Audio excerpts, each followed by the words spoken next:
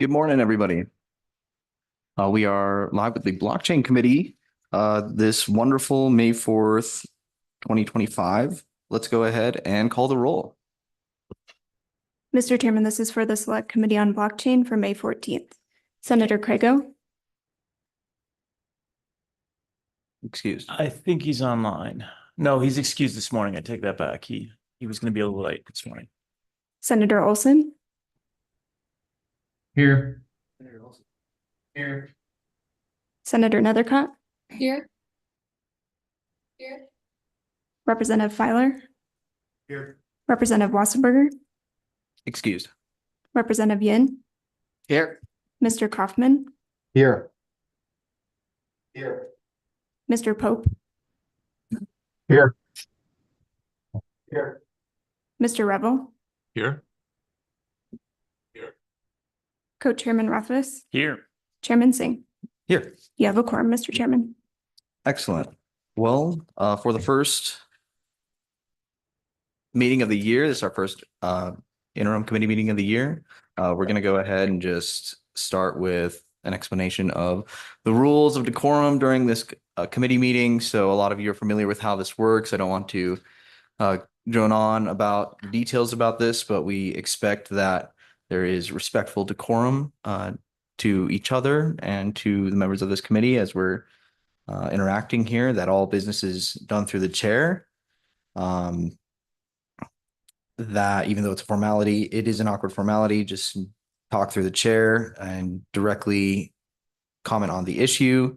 Please avoid any personal criticisms or name calling. And if you're in the audience, please refrain from any behavior that would disrupt the conduct of this meeting. And so the general guideline is simply that everyone conducts themselves in a civil and respectful manner at all times. So thank you, everyone. And after this, we go to the adoption of our interim committee rules. So, Mr. Chairman?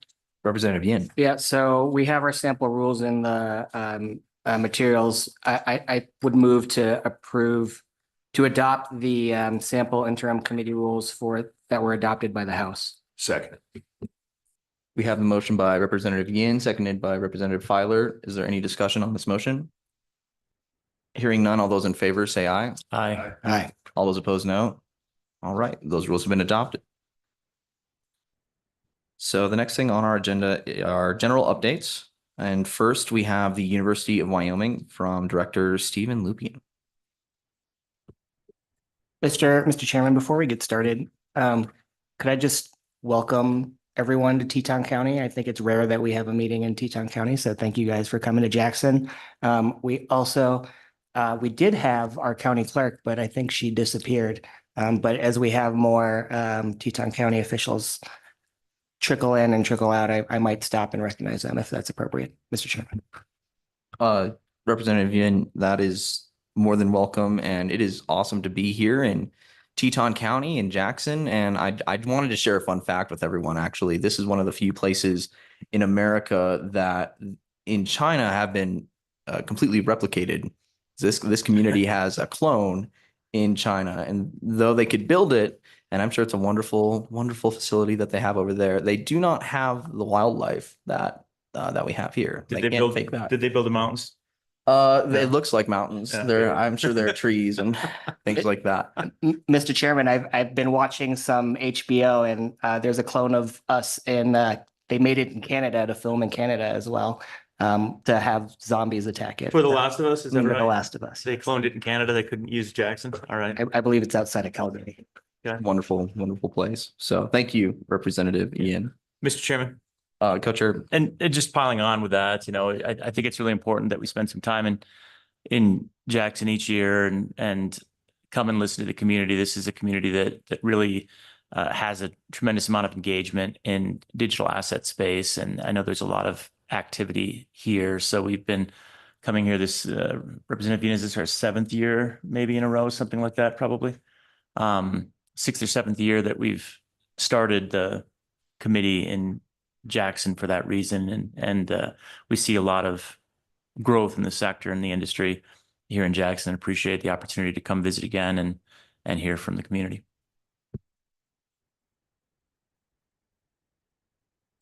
All right. Thank you, Co-Chairman. Well, I guess we'll move right along and continue with general updates from the University of Wyoming. Mr. Chairman, we're getting Mr. Lupian online, but we do have Matthew with UW. If he'd like to start off. Sure. What's Matthew's last name? Mr. Chairman, his last name is Gerlach.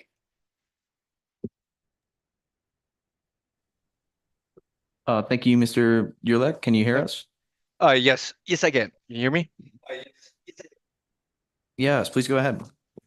Yeah, so waiting for here's Steve. But I work at the University of Wyoming Center for Blockchain Digital Innovation. I actually lead up the Bitcoin mining initiative.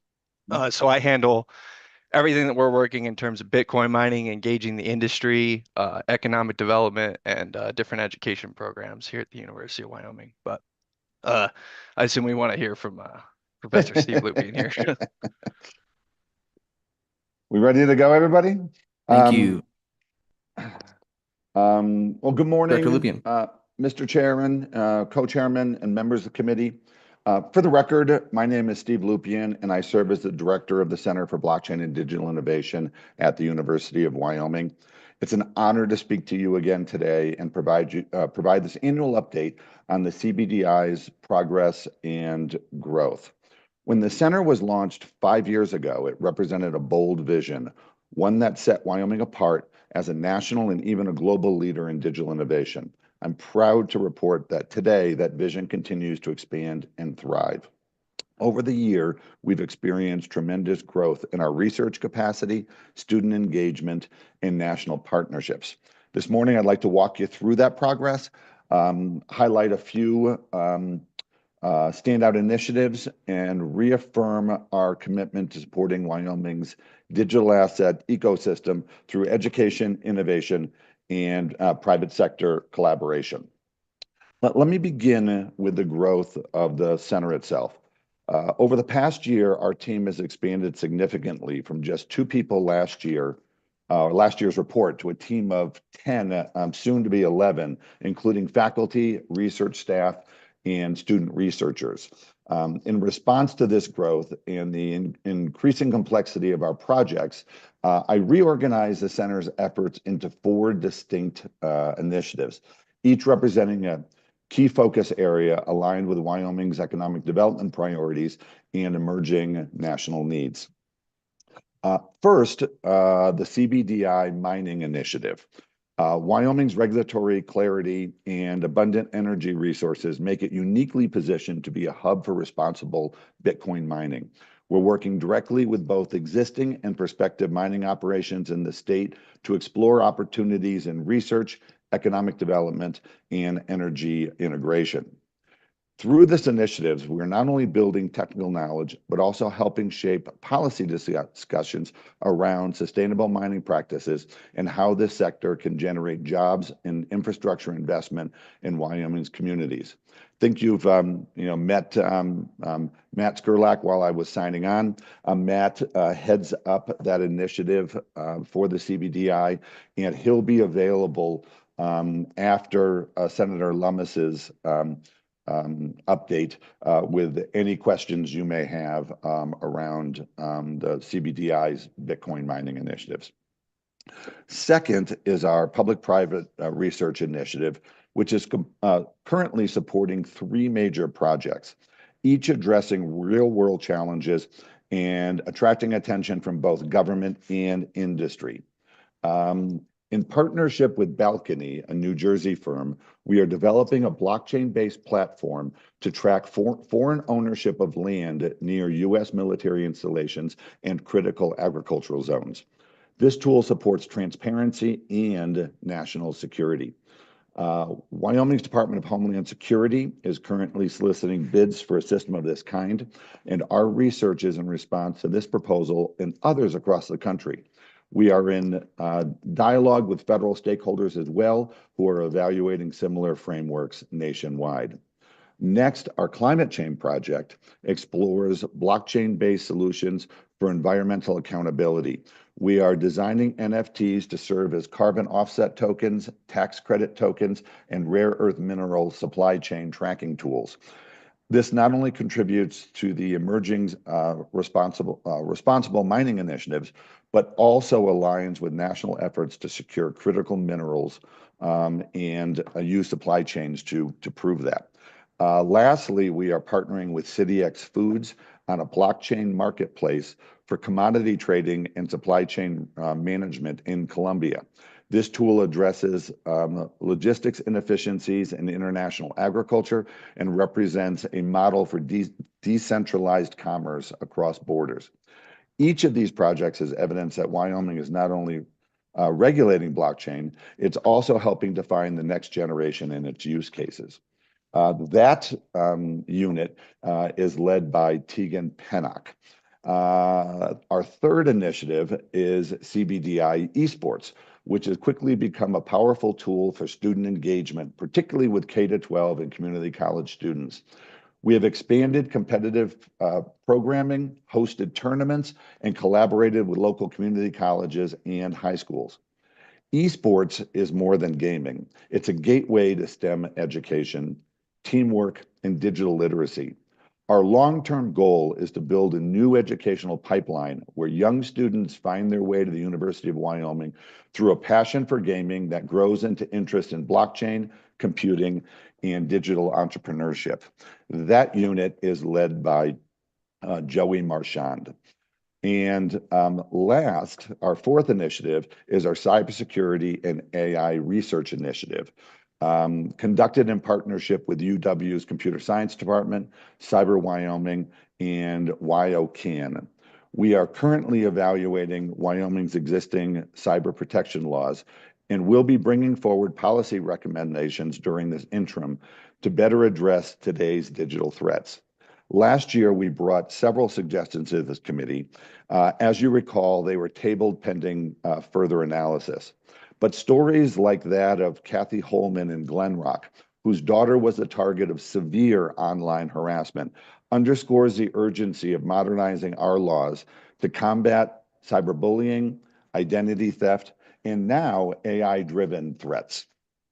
As generative AI and deepfakes become more prevalent, we believe Wyoming has an opportunity to lead in defining responsible governance and balance innovation with individual protections. Let me update you now on our strategic collaborations and fundraising. And I'd like to share some encouraging news on our fundraising efforts. This past semester was our most successful fundraising period since the center was founded. We have renewed relationships with industry pioneers, including IOG, Ripple, Aleo, and others, and we're actively working with multiple Bitcoin mining companies here in Wyoming. In addition, I am pleased to share somewhat preliminarily that Dean Cam Wright, whose role at the university has recently evolved, will now be working more closely with the CBDI to strengthen our institutional connections and help with strategy. His expertise will be an asset to our forward momentum. Once again, we'll be hosting, it's now the 8th annual UW Blockchain Stampede this fall, making it one of the longest running blockchain events, frankly, in the world. This year, we'll continue our collaboration with UW School of Computing and align the event with the Select Committee's Laramie meeting, as we have in previous years. This is more than just a conference. It's a convening of national and international thought leaders, Wyoming entrepreneurs, students, and policymakers. We hope to see many of you all there, since we're kind of timing it with when you'll be there. Our academic offerings also continue to grow.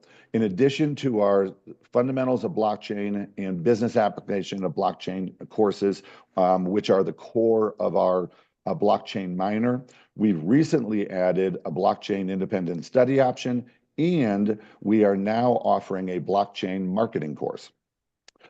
We've seen strong enrollment increases, and we are particularly proud to report the highest number of women students enrolled in our program to date.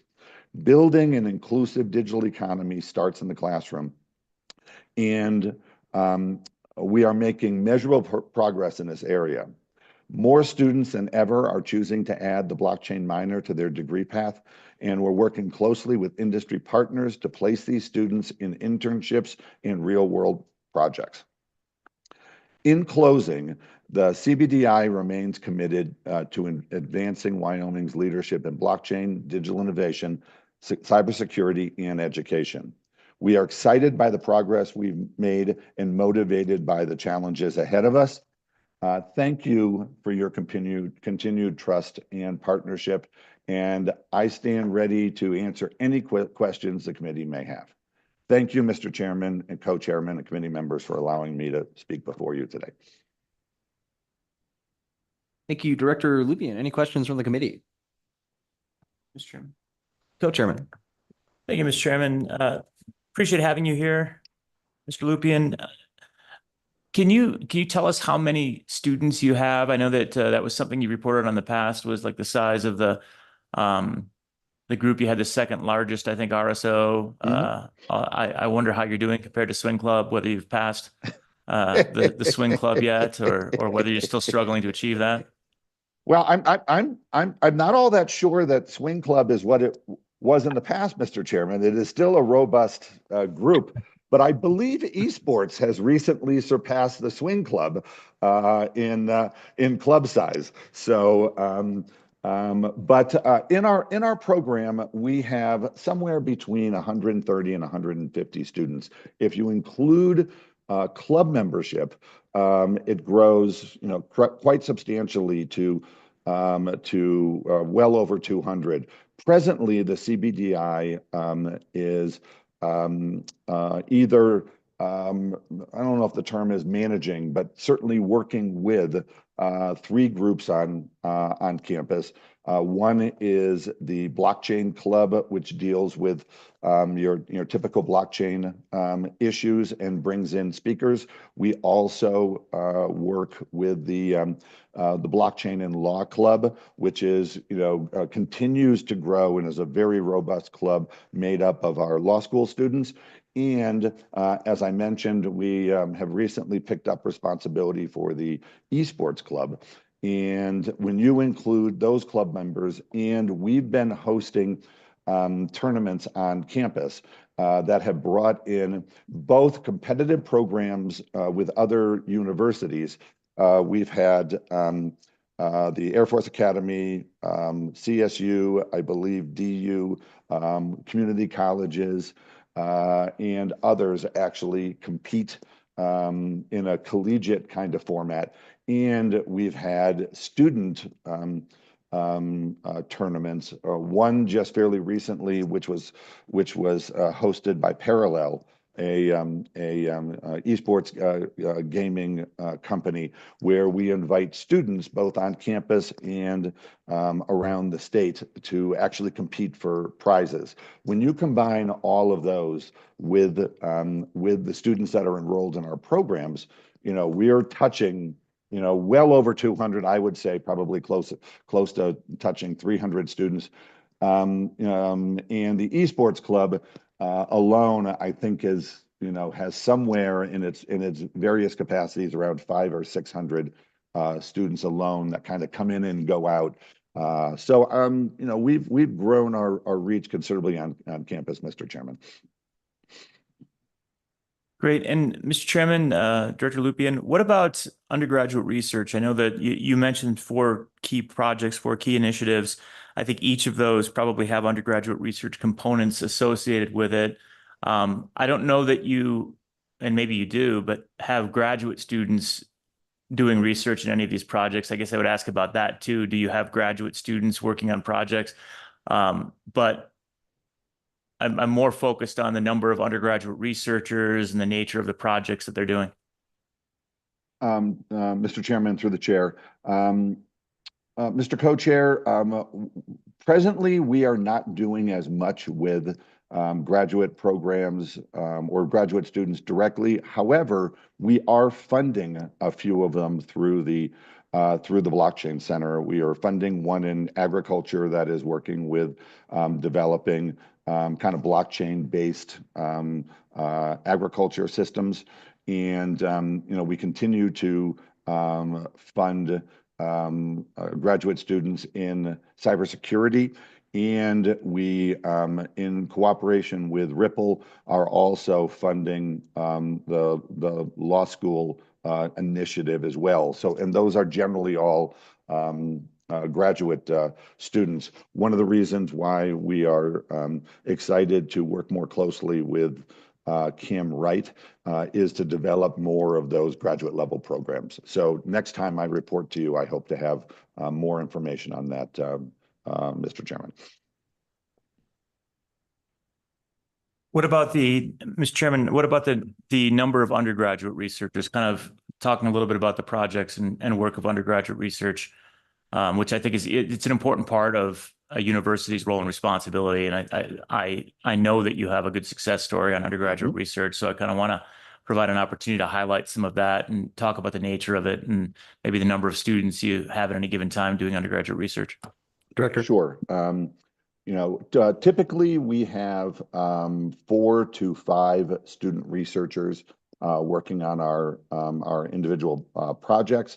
And like Matt Skurlak, who you've met earlier while I was signing on, he is a employee of the CBDI now and is a graduate and will be leading a mining initiative and will be bringing on and working with student researchers. We typically bring on student researchers as projects need them. And over the summer, we'll be bringing on 2 additional ones to work on individual projects, and then they kind of come and go. So, but as our core research team, it's typically 5 research students. And Mr. Skurlak will be, staying on the call for after Senator Lummis's report in case you want to, his expertise on the mining, which is on the agenda, and that'll give you a good idea of the quality of the research students we have, and we're working on not just the projects that we've talked about, but we do other projects like you've seen us provide some research support to the Stable Token Commission. We do some work with some Bitcoin mining that we haven't talked about that Matt certainly can. And that's an area where we're looking to greatly expand our programs. Great, thank you. Thank you, Director Lupien. Any other questions from the committee? I do have a couple questions for you. So first, you had mentioned that the university is working on a project for climate change and NFTs for offset programs. Can you talk to us a little bit about whether or not there is even an existent market for something like that? Are we just shooting at an abstract idea, or is there actually something tangible that we're looking into with that as a representation? I don't see this as a opportunity for us to somehow belittle or undermine our existing industries. So I just want to know more about that. Thank you, Mr. Chairman. The NFT market for carbon offsets is growing and developing. I will admit that it has had its share of scammers or undefined marketplaces, but it does continue to grow both here in the U.S. and internationally. That project, the climate change project, is going to focus primarily on 2 things. One of them is developing a supply chain tracking system for rare earth minerals. The federal government gives tax credits to companies that use domestically created rare earths. The problem is We mine the rare earths here in the US. Then, unfortunately, they are being shipped abroad, typically to China, to get processed, and then come back to US manufacturers in a processed form. In that particular supply chain system, you lose the ability to track where that rare earth was originally mined, and it makes it very difficult for companies to qualify for that tax credit. So that's one aspect of the project, and the one that we are starting with first. The NFTs are used for either tax credits or for offsets as part of permitting. And thirdly, it is very common for companies to announce that they're going to be carbon neutral by a certain period of time. We have all heard, we're going to be carbon neutral by 2030, 2035, or some sort of date. Having come from the manufacturing realm myself, there's only so much you can do to clean up your manufacturing processes. You are still going to have a carbon footprint in electricity, using even your employees driving to work, your lights, your heating systems, et cetera. So what companies are doing to achieve their carbon neutrality is purchasing these offsets that are commensurate with the parts of their operations that they're not able to completely clean up. And there is a marketplace for that. There are market exchanges for that, and they are increasingly becoming more and more prevalent and legitimate, Mr. Chairman.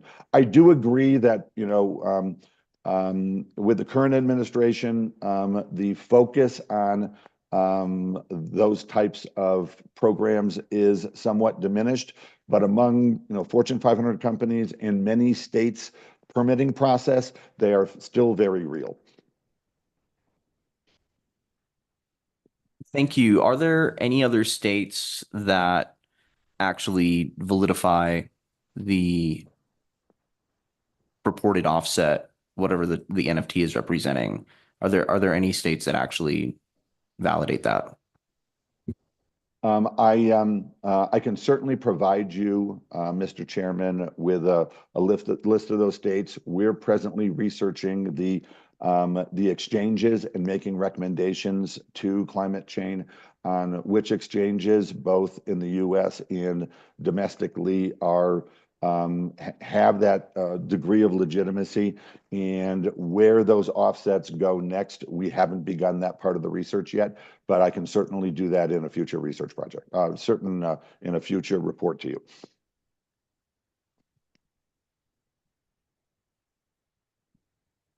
Thank you, Making that note now. Director. Okay, so sorry. Thank you. Mhm. Well, are there any other questions from the committee? I just have one more. Sure. Chair. Director Lupien, as far as kind of next steps for our next meeting, and I believe we're in Casper next, is that right? Mhm. Casper next. You mentioned on the cybersecurity side that you'd have some more detailed and refined recommendations. Is that when we would plan to expect that and review those recommendations? Would that work for you as far as timeline? Yes, absolutely, Mr. Chairman. We already have a team. As I mentioned, we're working with Cyber Wyoming and WyoCan. I have already seen a draft of those changes. I didn't think it was appropriate to present them in today's meeting. And we are presently working on the cybersecurity aspect of it. That is an area that unfortunately is moving so very quickly, particularly with how AI can be misused. So it is our intention in the next month and a half to present to LSO our suggestions, which would then be available for you to review at the Casper meeting. Great. Mr. Chairman, then I think if you agree, I think we should probably have that as an agenda item for our next meeting. and ask that Director Lupien work with our staff to put together some draft legislations, based on those recommendations to try and address those so that we potentially, if we can, have a bill draft ready based on that for the next meeting. I think that would be the best approach. Then we'd have effectively 2 meetings, right? We go over it next meeting, and then we'd have the possibility of refining it at the final meeting. So between now and then, we can work through that process with those recommendations. Director Lupien, what's the timeline when you think you could have perhaps some of those preliminary recommendations to us so that we can start working with our team and getting some bills drafted? Actually, very quickly, through the chair, Mr. Chairman, the process we've been using is to take the existing Wyoming legislation and go through and do red line changes for them.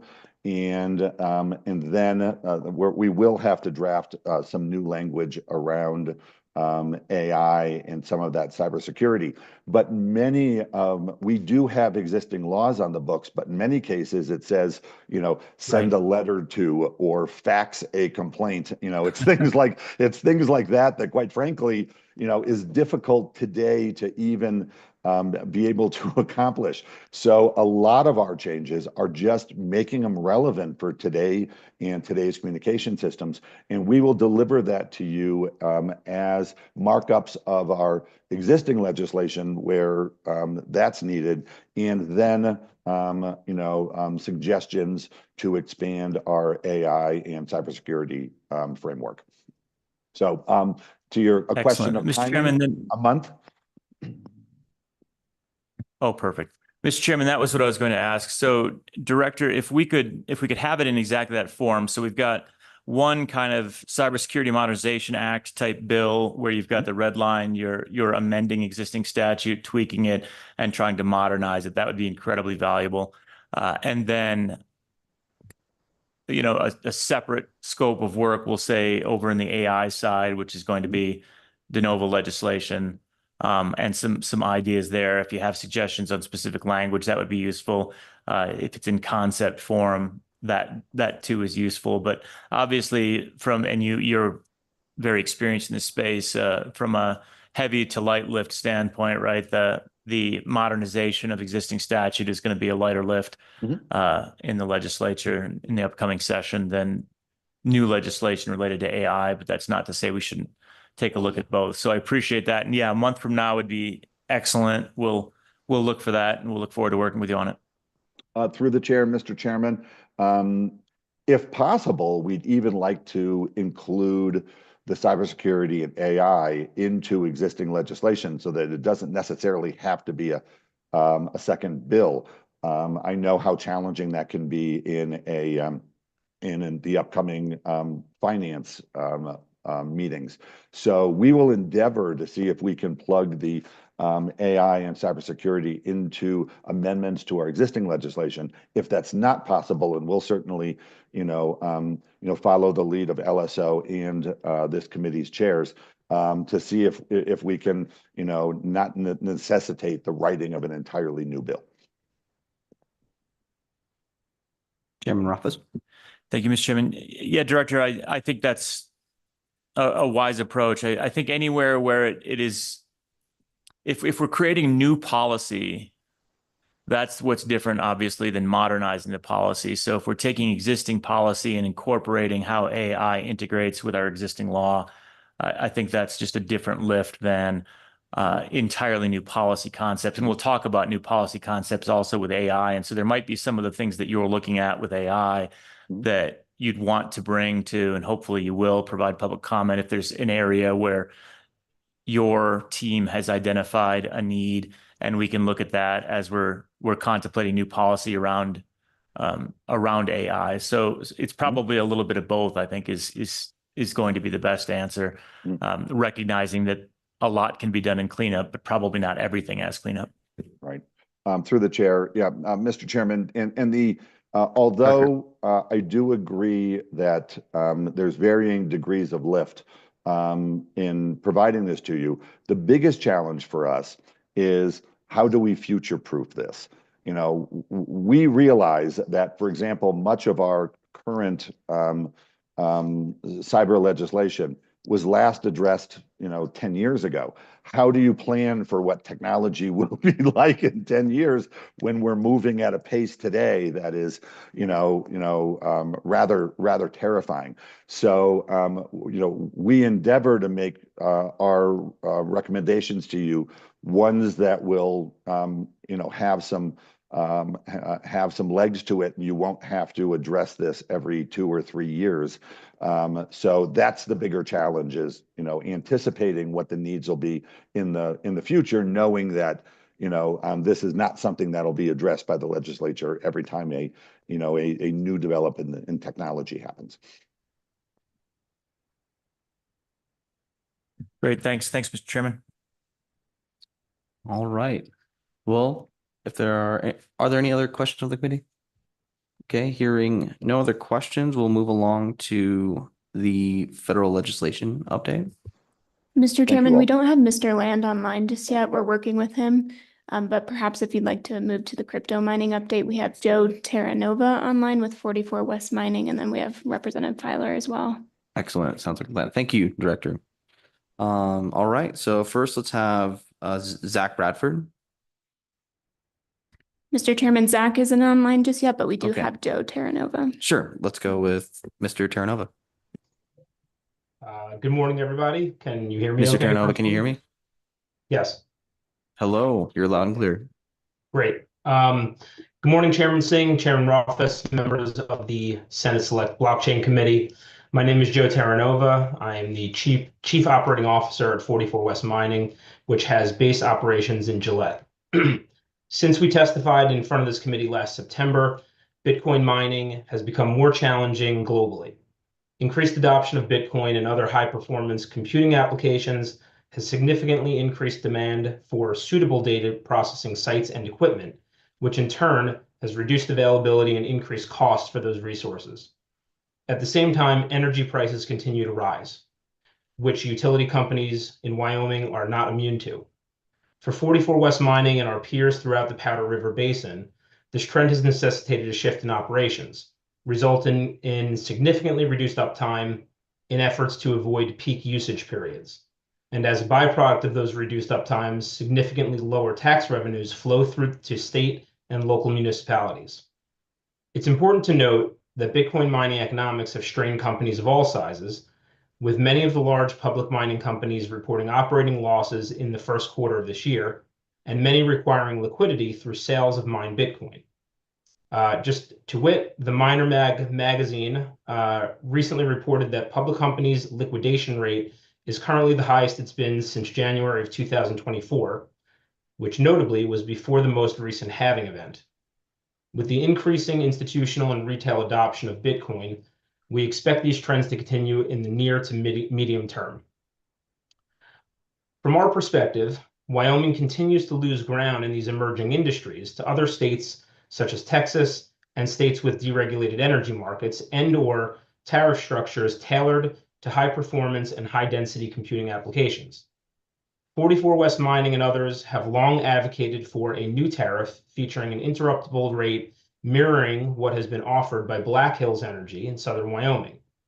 Such a tariff would enable us to maximize uptime and in turn tax revenues while responsibly conserving energy when demand peaks elsewhere. Bitcoin miners are uniquely positioned to positively contribute to grid balancing best practices, given their ability to self-regulate their deployed load with only a few minutes notice. Such flexibility is an asset to the utility and the larger grid. While a new HPC-specific rate structure would acutely benefit the mining industry and increase local revenues, the bigger picture should be clearly in focus. Investment into these industries in Wyoming has been limited by the lack of a suitable rate structure among some of Wyoming's co-ops. With the digital revolution upon us, investments are being made in other states and countries to secure the aforementioned data processing sites and associated equipment. With Wyoming's abundant energy production and progressive attitude towards blockchain-related applications, we believe that the time is now to figure out how to bring these investment dollars here. The potential for job creation, increased state and local revenues, and economic development cannot be overstated. We at 44 West Mining aim to grow along with the Bitcoin mining industry statewide, and will continue to advocate for actions that directly advance that goal. I want to thank you again for my time, Chairman Singh, Chairman Rothfuss, and the Select Blockchain Committee, and I welcome any questions that you might have. Thank you, Mr. Terranova. Any questions from the committee? Representative Filer. Thanks, Mr. Chairman. I just lost my page here. Got something written down. Mr. Terranova,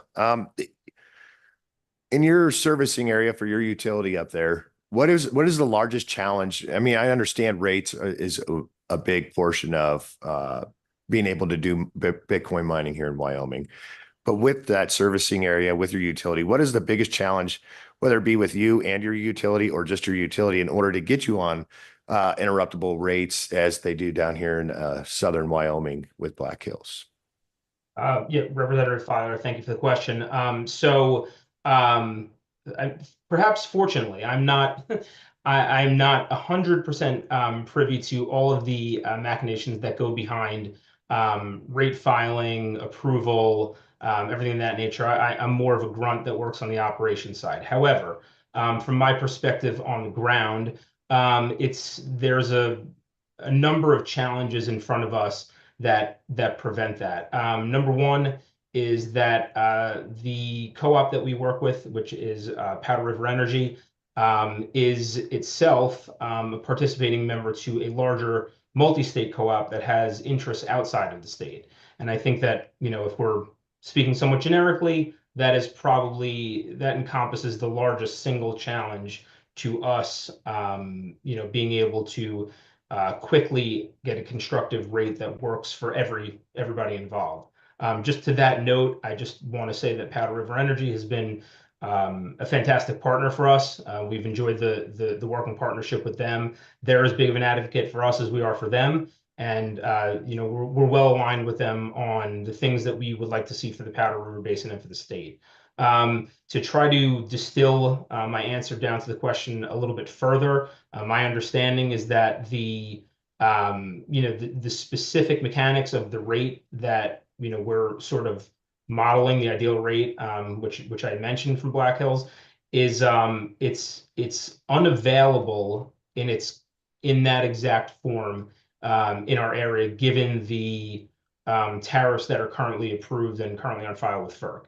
And I know that there was some discussions with FERC early last year and things went back and forth, but that's my understanding. Representative Filer. Thanks, Mr. Chairman. Just a follow up.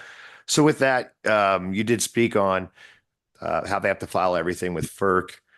Do you see that as a challenge also? Because I know some utilities in Wyoming, they have to file with FERC because they're not regulated by the Public Service Commission here in Wyoming. Do you find that as a challenge for you guys up there, waiting on the certain rate things to go to FERC, being able to be heard at FERC, come back, and pretty much your fate is in the hands of a group of people in DC? Mr. Terranova. Thank you, Chair. Representative Filer, I think to put it mildly, the answer would be yes. Waiting for the wheels of legislation to turn, not necessarily within the state, but once it goes to FERC and to Washington, is something that is frustrating for us as a smaller family-owned and operated and funded company.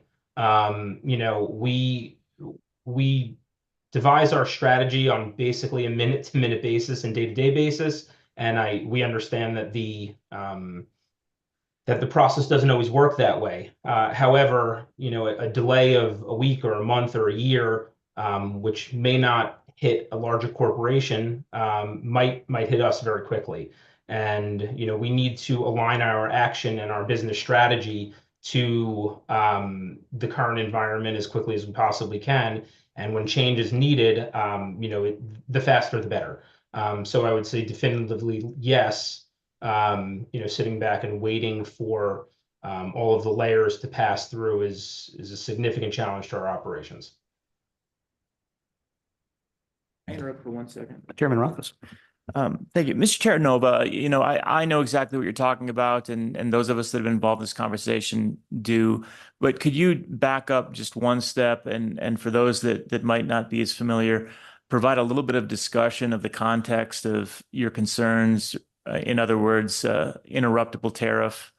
What does that look like, and what would that enable you to do relative to what you can do right now? We've had conversations, so I know what you're getting at, and I certainly know it from others in the industry, but I think it's important for everyone to understand the difference in the concern. Mr. Terranova. Thank you, Chairman Rothfuss. First of all, thank you for asking the question. I do my best not to dive right into that because I see a lot of glazed eyes when I tend to do that. But I think it is an important point of clarification.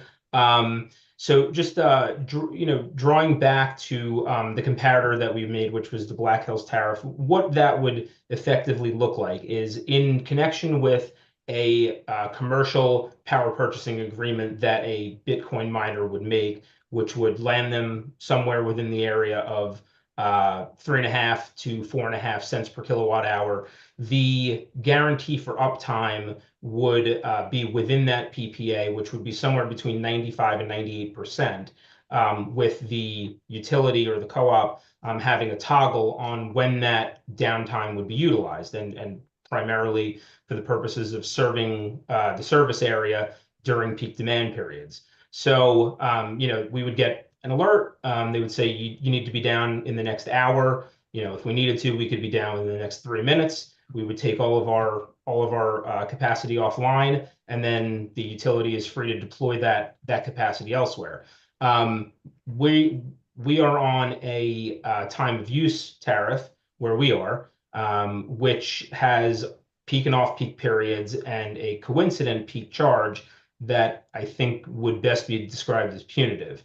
What our challenge is throughout the course of the month is basically trying to take an educated guess onto when that coincident peak within each one of those peak windows would occur for the month. And the snapshot for that coincident peak period is so narrow. You're talking about 15 minutes over the course of 720 monthly hours, let's just say, is extraordinarily challenging. We've worked with Precorp.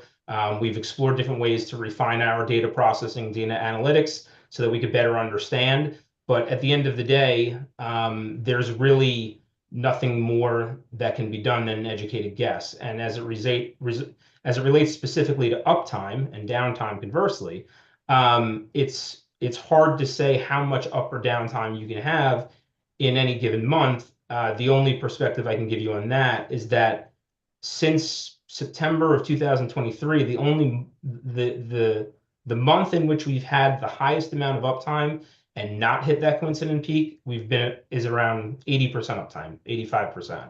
So, when you're talking about a significant amount of family money that's been deployed and invested into this company, into this business, our returns become more and more challenging on a day-to-day basis when we can't run to the extent that we need to.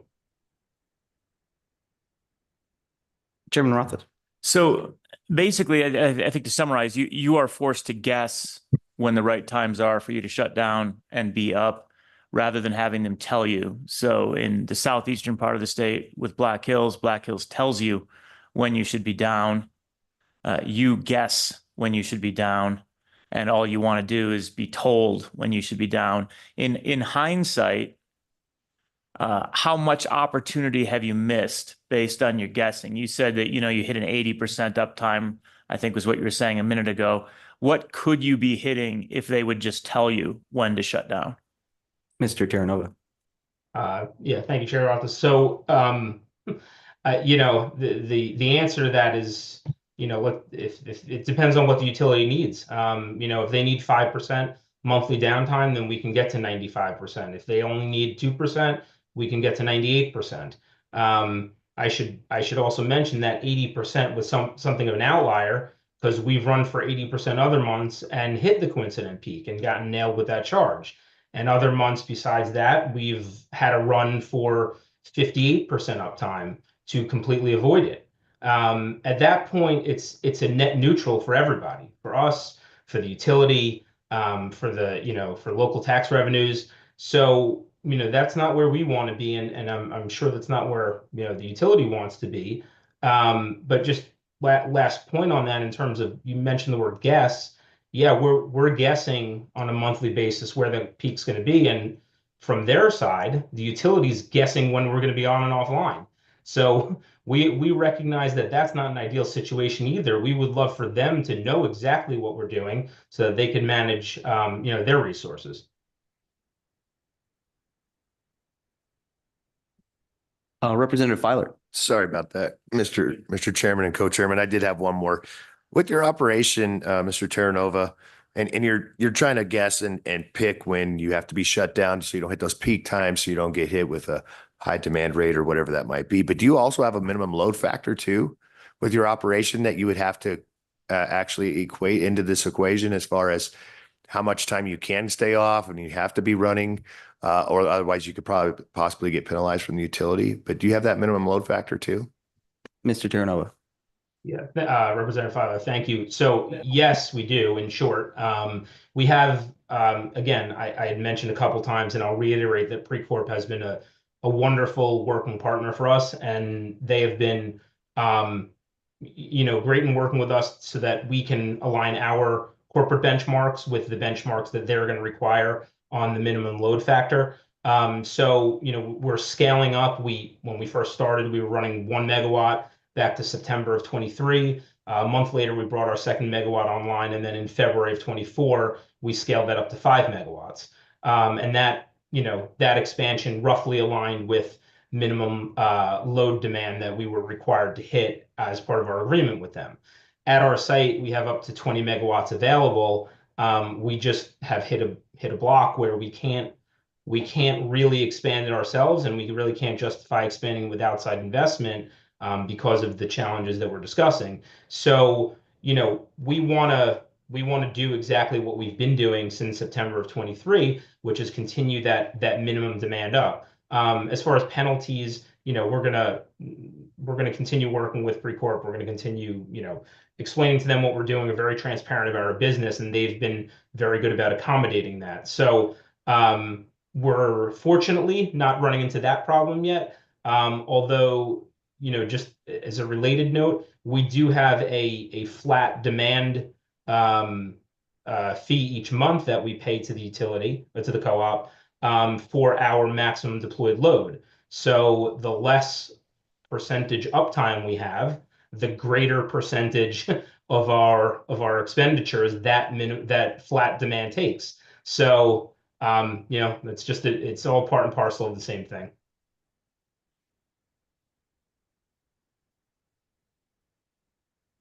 All right. Any other questions from the committee? Thank you, Mr. Terranova, for your time today. Thank you very much. Mr. Chairman? So it looks like we don't. Oh, who do we got? Mr. Chairman, we have Mr. Pope who raised his hand. Sure. Mr. Pope. Yes, thank you, Mr. Chairman. And I'm sorry, I was going to target raising my hand. If Mr. Terranova is still in the line, I would like to just ask a couple of questions and to put some context on this. And I saw a study about 3 or 4 years ago that said that mining operations such as yours, through their radiating economic effect, can provide up to 100 jobs for each operation that is in a community. And I was wondering if you had seen those types of statistics. And like I said, this is all to put everything in context on why we want this industry here. And so, Alderman, do you have any statistics on that are updated from my old statistics? And Ms. Pope, I apologize. It was I don't know if it's me, but I was having a little bit of trouble hearing the exact statistics that you were quoting. Okay, my apologies.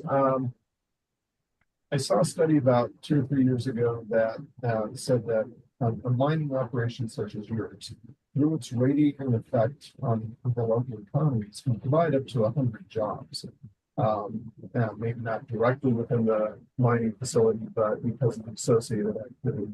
So I was wondering if you had any additional statistics on that, because I think it's important for us to look at this in context and see the true effect that this has and why we want these operations to run.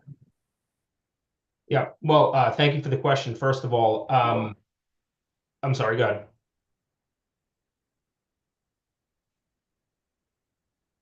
Mr. Apologies. Terranova, please continue. Okay, thank you, Chairman. Thank you, Mr. Pope, for the question. I think having not read that exact study that you're referencing, I think that the amount of job creation would probably be dependent on how large scale the operation was.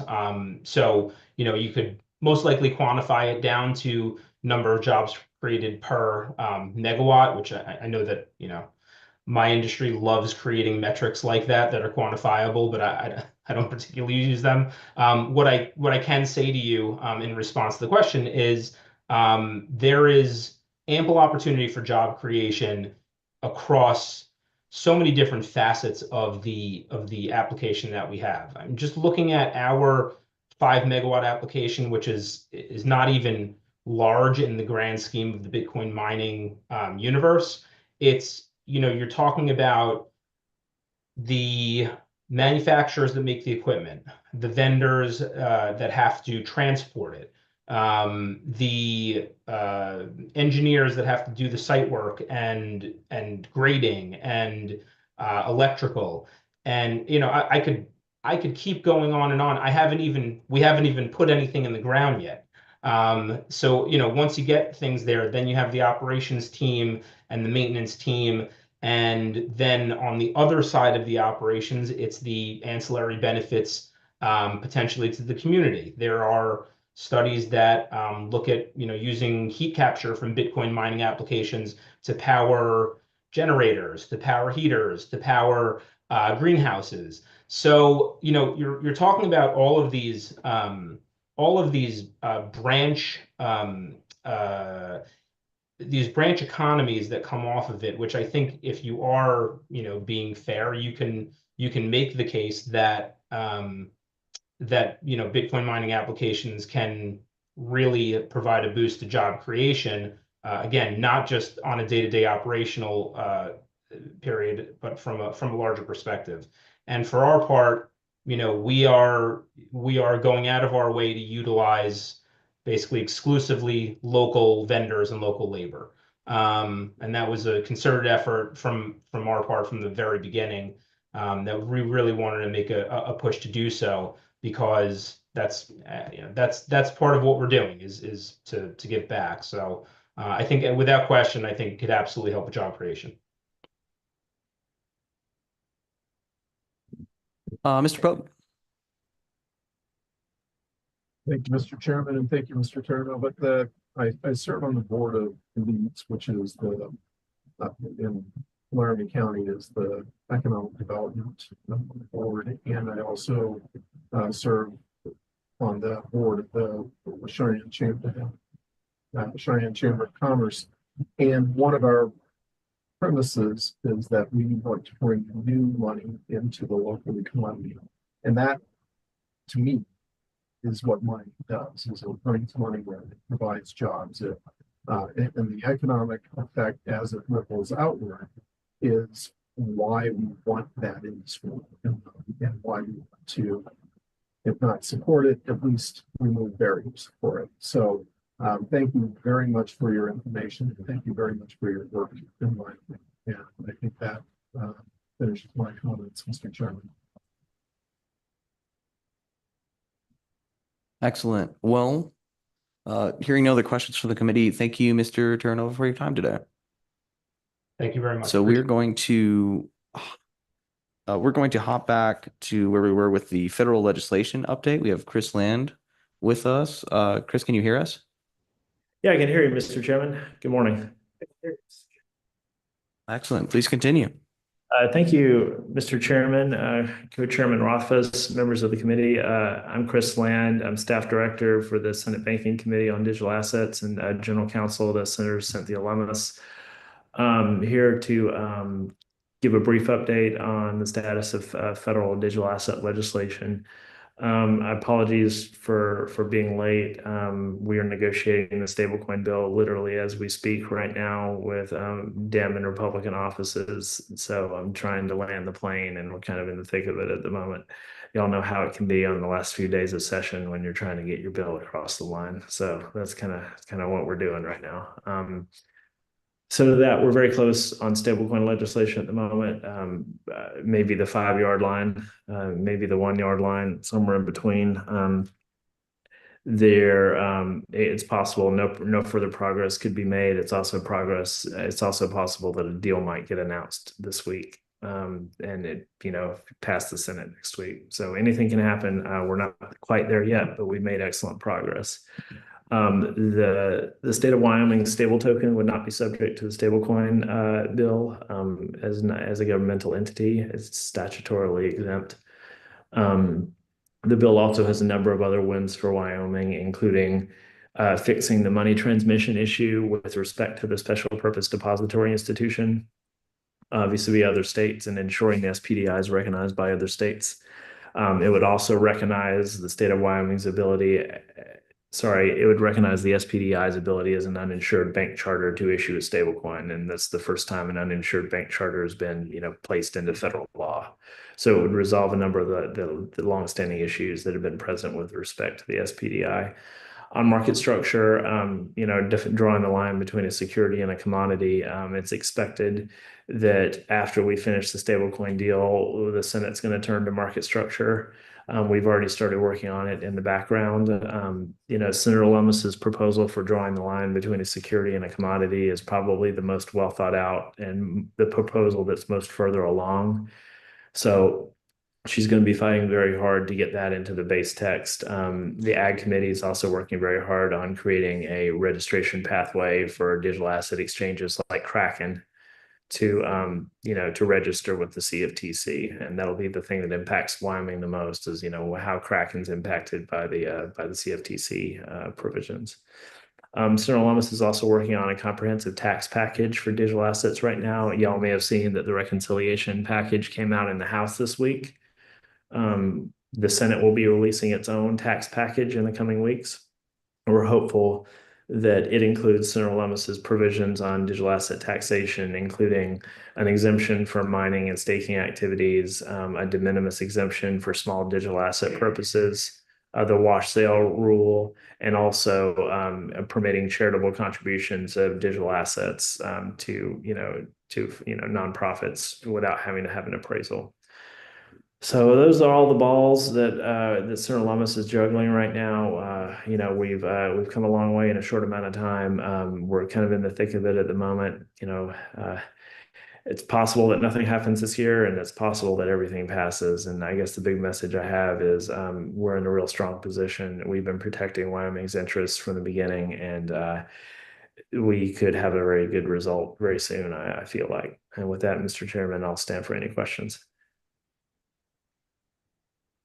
Thank you, Mr. Land. Any question from the committee?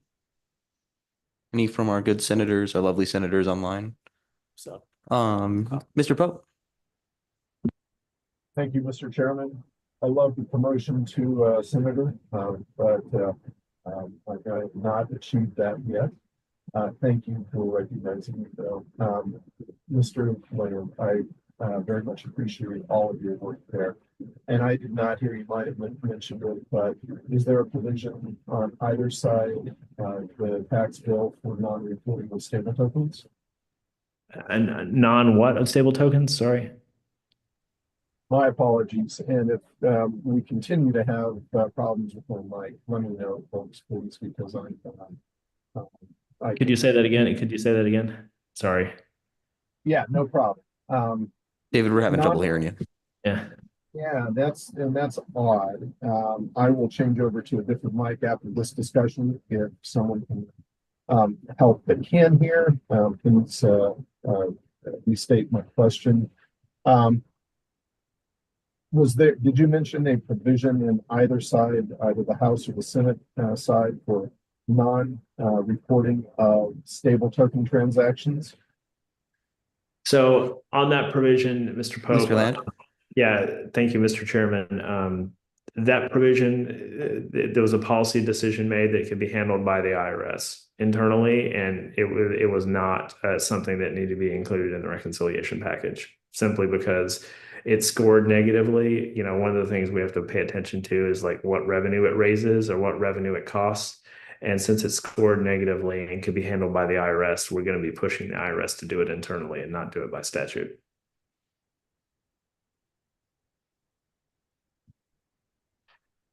Any follow-up?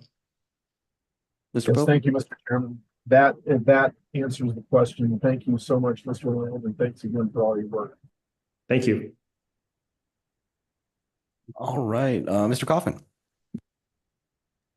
Thank you, Mr. Chairman, and thanks, Mr. Land, for being here. I just want to quickly, for the committee's benefit, call out and appreciate all the work that Mr. Land does. We all know he is hustling to make the work we've done here in Wyoming matter in DC. So thanks for that effort. But I just wanted to take a quick question and ask for some commentary, Chris, on the defeat of the Genius Act, and if you think that's going to impede any of the progress with the other bills you're doing, if that bill could possibly come back, or what the dynamic currently is there and what that might mean for the Wyoming SBDIs.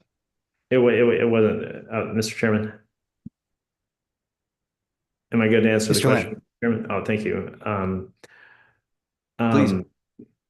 Mr. Kaufman, I would push back strongly on the fact that the bill is defeated. It was a procedural vote, and it wasn't a substantive vote on the underlying bill. So one of the things that we're negotiating literally right now is trying to get the Dems to good on their outstanding issues, so they'll vote yes on the procedural vote maybe as soon as next week. So we get another bite at the apple. Very good. Thank you, Mr. Chairman. Excellent. Any other questions from the committee, Mr. Chairman? Chairman Rothfuss.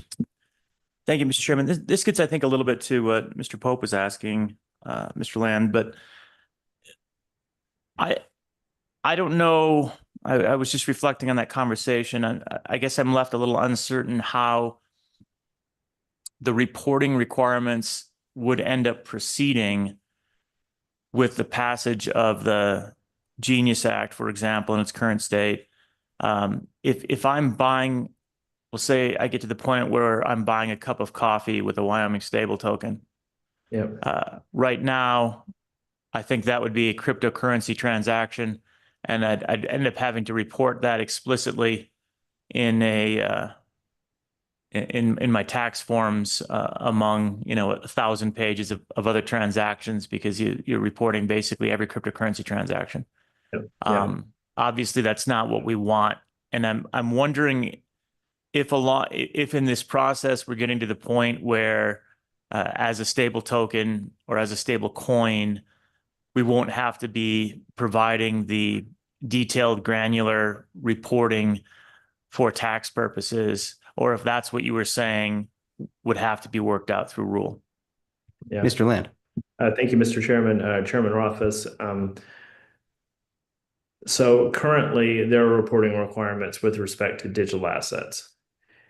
It is defined in a certain way, but the IRS has administrative discretion to exempt stable tokens because theoretically they should not increase or decrease in value. There's no gain or no gain or loss that should be reported. So they have administrative discretion to exempt that. The Genius Act doesn't have any implications on the tax reporting obligations. Those obligations came down in 2021 when the Infrastructure Act passed in August 2021. So the Genius Act is not going to have any impact. Reconciliation certainly will, especially if we're able to get our tax bill passed. But I would flag for you that the de minimis provision in our tax package, and you can read the text of this in Lemons Gillibrand from last Congress, Senate Bill 2281. It exempts all digital asset purposes. Sorry, it exempts all digital asset transactions from basis reporting at $600 or below. So we are providing some relief in that aspect, but the reporting, there's a relief from reporting on that too. above $600, there would be some reporting requirements unless the IRS provides more reporting flexibility via rule or something. Mr. Chairman, Chairman Rothfuss. follow up on that. Mr. Land, so for the de minimis, what is the determining factor for the $600 de minimis? I'm not making $600, but I might spend $600. So for example, over the course of the year, I've now bought 300 cups of coffee, and those are up to about $5 or $6 now. So I'm clear up to $1,800 worth of coffee transactions over the course of the year, but I've neither made nor lost any money on those purchases. What triggers the 600? Mr. Land. Thank you, Mr. Chairman. Chairman Rothfuss, it would only come into play if there's a $600 gain or loss, or change in Gain value. or loss. Okay. Yeah. So the reporting requirement. That's spectacular. Yeah.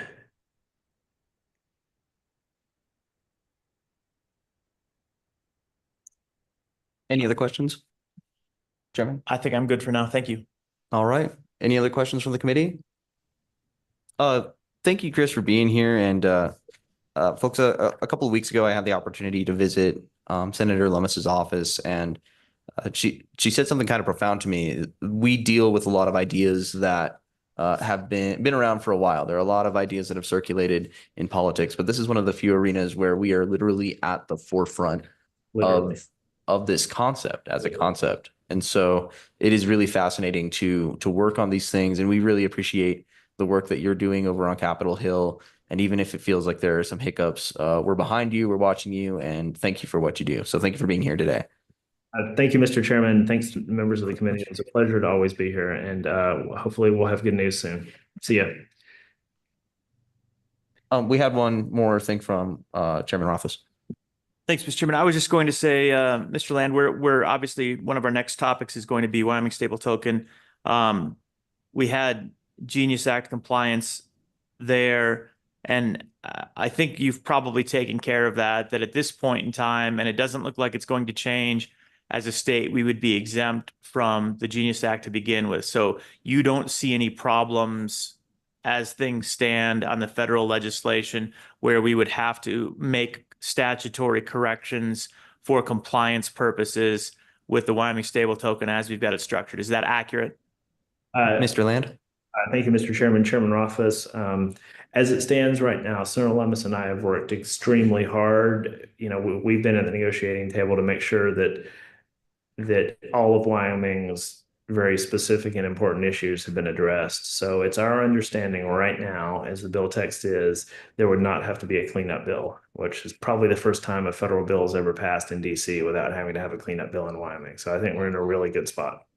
We're very enthused to hear that. Thank you so much for that hard work. And I know how hard you've been working. Thank you so much, Chris. All right. See you later. Have a great day. All right. Thank you, Chris. You too. All right. So the next person we have is, we're back to crypto and cryptocurrency mining update. We have Zach Bradford online. Mr. Chairman, I just learned that Mr. Bradford isn't able to join us today. So if you'd like to move to Matthew Skurlak or Crypto Night hosting, that would be great. That is unfortunate. Let's move to Matthew if he's online. Hello, everyone. Wonderful. Can you hear me again? Yes, you're loud and clear. Please continue. Awesome. Thank you, Mr. Chairman. As Steve pointed out earlier, I'm heading up the Bitcoin mining initiative at the CBDI. Kind of the points that we touched on earlier with Mr. Terranova are similar issues that we're looking at from the University of Wyoming's perspective. On that, kind of regarding the undergrad research, I want to focus on areas like that, looking at how Wyoming can integrate Bitcoin mining more, both at energy system level, but also looking at different issues such as the tariffs, pricing structures here in Wyoming, and ways that we can expand those opportunities for the state. And additionally, we're also working on several education programs, looking at developing experiential education in both operations, repair, legal, and then some other engineering applications such as the heat recapture. And we're going to be working with industry partners such as Mara, CleanSpark, and other big publicly traded mining companies to facilitate some of that education and give students great opportunities to kind of break into this industry. Yeah, that's the general overview of the initiative. Focusing on the education, the economic development, kind of tying all those processes together, and hopefully get some great outcomes here. Excellent. Thank you. Any questions for the committee? Representative Filer. Thanks, Mr. Chairman. I got a question. Yeah, you mentioned, larger publicly traded companies that you're partnering with on the mining side. Who are you partnering? Because I heard there might be just a rumor about who you're partnering with to do minor repair, stuff like that, working with the university and a private company. Yes, through the chair. I'm sorry. Can you repeat your last name for me? Skurlak. Skurlak. Yep. All right. Thank you, Mr. Skurlak. Sorry about that. Please continue. It's a bit of a weird name for sure. Yeah, through the chair, Representative Filer. Yes, we're partnering with, or we've looked to partner with several companies that are engaging in particularly the repair side. Orion Taurus was one company we've worked with some. We've also looked at some other online education platforms that have developed some certification programs around the repair side and some operational certifications. And then additionally to that, we want to open it up to more of the operations that are currently operating inside the state, because we believe that experiential learning opportunity is crucial there. So working with companies throughout the state, Cryptonite obviously is one that's on our radar, but also we've worked with 44 West as well. So we want to continue to develop those partnerships so that we can give students the opportunity to do some of that repair technician work at the University of Wyoming, and then hopefully that leads to job placement and other opportunities like that. Any other questions from the committee? All right. Thank you, Mr. Skurlak. Thank you. If we can find anyone from Cryptonite. Yeah. Well, it looks like we have some folks from Cryptonite here. And so let's go ahead and move along to them.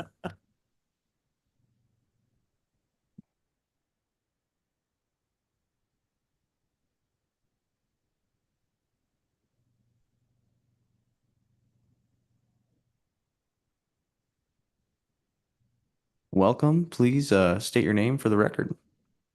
Thanks, Mr. Chairman. Lee Filer, Cryptonite Hosting. I'm site director of all Wyoming operations.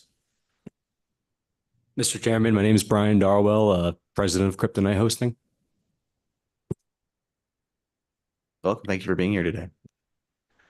Thanks, Mr. Chairman. I'm gonna probably turn a lot of this over to Joey Darwell for kind of an update of how our progress is working with our company, and also how our power contracts are working, where we're at on expansions, tax revenue to the state, also maybe even down to franchise fees that go to the city of Cheyenne. But I'm going to turn a lot of that over to Joey Darwell. The only thing I can expand on really is the building side of things. We're in the legislature for a little while, so I got kind of held up on one of my sites, but we are expanding that more. We have a lot more power running in West Cheyenne on our third site, and it looks like we're getting ready to expand that even more. But I'll let Joey kind of explain a lot more. Sure. Mr. Darwell. Mr. Chairman, yeah, so the industry's gone through a lot of, I would say, changes Bitcoin mining wise, where it's turned more from having the best machine to your power rate even more now, and taking advantage of the curtailable or dispatchable loads that are available. The main utility that has taken advantage of that has been Black Hills Energy. To reiterate what Mr. Terranova said, we have the same type of issues with going through the co-ops, and the co-ops themselves that are local are great to work with, but their generation providers are where the roadblock is. So, for example, Tri-State is also joining. The big part of the Black Hills contract that's really helped is being able to be on the SPP imbalance marketplace, where you're able to take advantage of your dispatchable load. So within 5-minute notice, we turn on and off. Where, to compare it, when you hear about the time of use, that's a block of time that you're not pretty much running, where there could be an issue or there could not be an issue, and they could have had you online. So that's where the big difference between the Black Hills contract and the High West or co-ops are able to work with us on. So for example, with Black Hills, we turn on and off 5 minutes. There's some times where we've turned off 4 times in 1 hour for them. Just in the last hour, for example, there was an issue with transmission, and in southern Wyoming, you were being paid to pull power, where in northern Wyoming, you were charging 15 cents a kilowatt hour. And like I said, that changes on every 5 minutes, that changes. And with the curtailment programs that we have, we're able to turn on and off with a computer. So it's not me sitting there turning the site on and off, but actually remotely, this is all done. So I think that it's a really lost benefit of our co-ops not being able to take advantage of these types of systems, because there is a lot of distribution available in not only Cheyenne, but also Gillette, Wyoming, where there could be hundreds of megawatts, in my opinion, of crypto mining sites online, where right now we're just shy. I think we just went over 100 megawatts with CleanSpark coming in. And also, it's a big sales tax generator for the state with not a lot of strain on public services. So we pay for our own infrastructure. We give multi-month deposits to the utility company, so the utility company doesn't have risk of worrying about us not paying our bills. We pay 3% franchise fee just to the city of Cheyenne. Yeah. And also we pay 6% sales tax on our bill. So it's pretty much 9% in sales tax or franchise fees that we're paying. So I think that there needs to be a strong push on the co-ops to really be able to participate in this, gold rush that's been going on the last 4 years, because we've grown at our site. We've gone from a 10 megawatt operation to 74 megawatts under contract with 60 megawatts running over the last 4 years. And the Bitcoin hash rate has actually increased 5 times since we've met in 2021. So, after the China ban, when there's a big rush, like Texas has gotten a huge amount of the power surplus from the Bitcoin miners there. And that's all because they're able to take advantage of these dispatchable loads. Chairman Rothfuss. Thank you. And thank you for being here. One of the things that I think it's important to realize, and I'd ask you to talk about a little bit, is, we look at base load power as being an important factor in Wyoming and ensuring that we have sufficient base load power available. And then there's the cyclic nature of renewables and other power sources where power availability changes. The capacity to use and utilize, as you're doing, an interruptible tariff where you can flip off almost immediately goes a long ways towards countering the cyclic nature of renewables. And it's almost like you're turning that into a base load power, because you have cyclic consumption available to offset cyclic power production.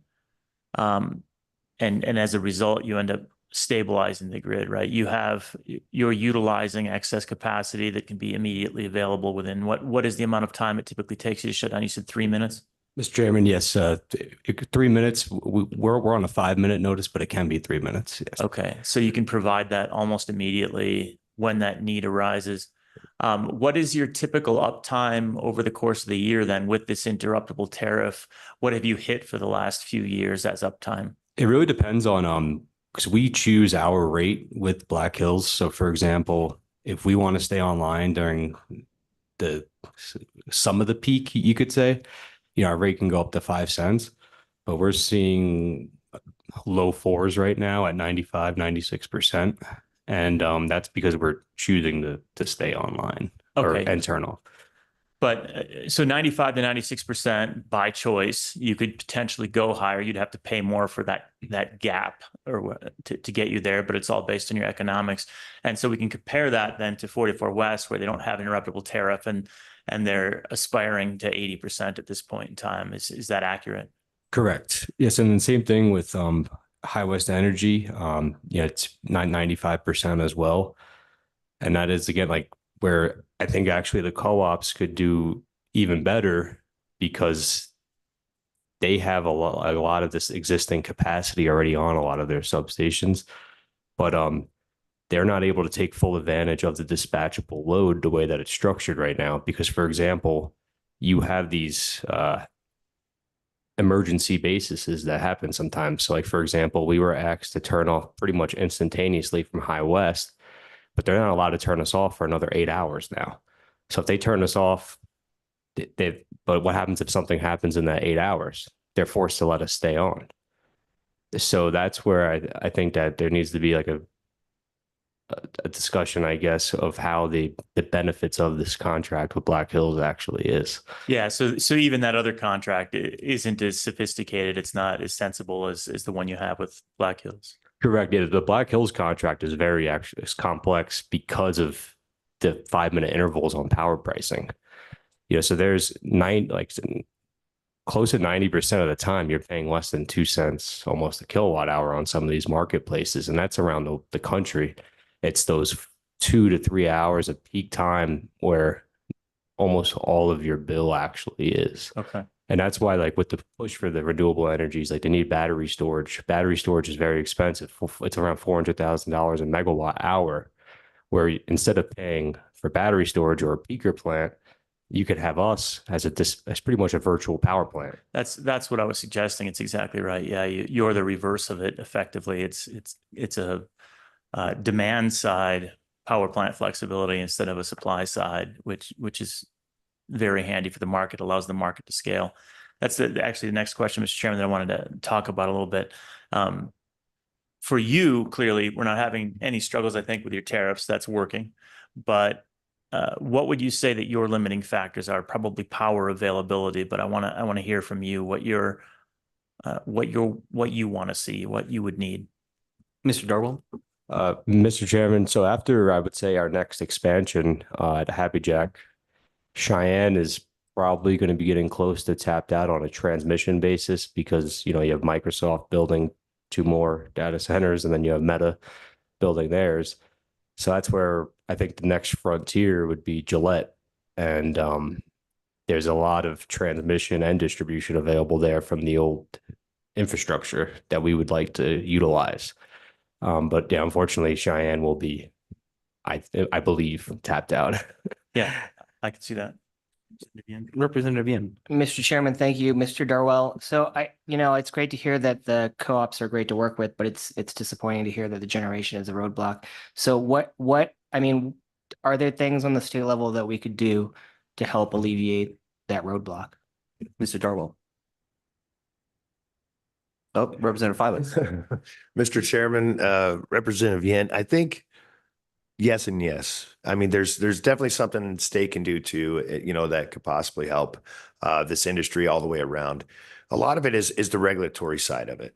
When we look at our servicing areas for your utility companies, there's a lot of times with these co-ops, there's a long lead time for whether it be transmission work done in substations in order to get power. There's, these huge lead times on a lot of that stuff. And also whenever you're asking for a certain type of a rate or anything like that, everything has to go through the federal government. When you get FERC involved, your hands are really tied. And then also your fate is tied to a group of people in DC that nobody knows. I mean, unless you want to hire, an attorney for a little over $1 million to go there and represent you for a power contract. You don't know these people. They don't know you. They don't know Wyoming. Public Service Commission certainly does. I think if we could take some of the higher up regulatory stuff out of the picture, allow people to directly be able to negotiate and everything with their utility on who's going to build out the infrastructure, on good timelines, being able to work with those utilities without the regulatory of the federal government, I think that'd be one hurdle. I don't know if that's something we can do with statute here, but I know a lot of your co-ops in tri-state were all kind of grandfathered in with going with FERC and not the PSC years ago. But the PSC also is very easy for your Wyoming people to go meet with them, go to those commission meetings, get those rates looked at, because the longer it takes, and I think, when we were talking about 44 West, they're just sitting there waiting and waiting and waiting on FERC. When this could have probably been done in 2 meetings with the PSC here in Wyoming, and they could be able to expand to their 20 megawatts. 20 megawatts, you're looking at over another $1 million worth of tax revenue to that county in that area, just like that overnight, if they could have the investors to build that out. But we're waiting on those regulatory items. Also, when you look at the co-ops, you have a board that you deal with your co-op, and they're your voice when they go to their co-op for the transmission side of it. So they're your voice, but that transmission side, they have all the control. So they just pretty much tell your co-op that this is the rate, tough, pay it or get lost. We don't care. We won't provide you power, which again ties our co-ops hands in order to even generate more revenue, be able to build out more infrastructure or anything like that. They kind of have their, even the transmission side of it has their own little monopolies.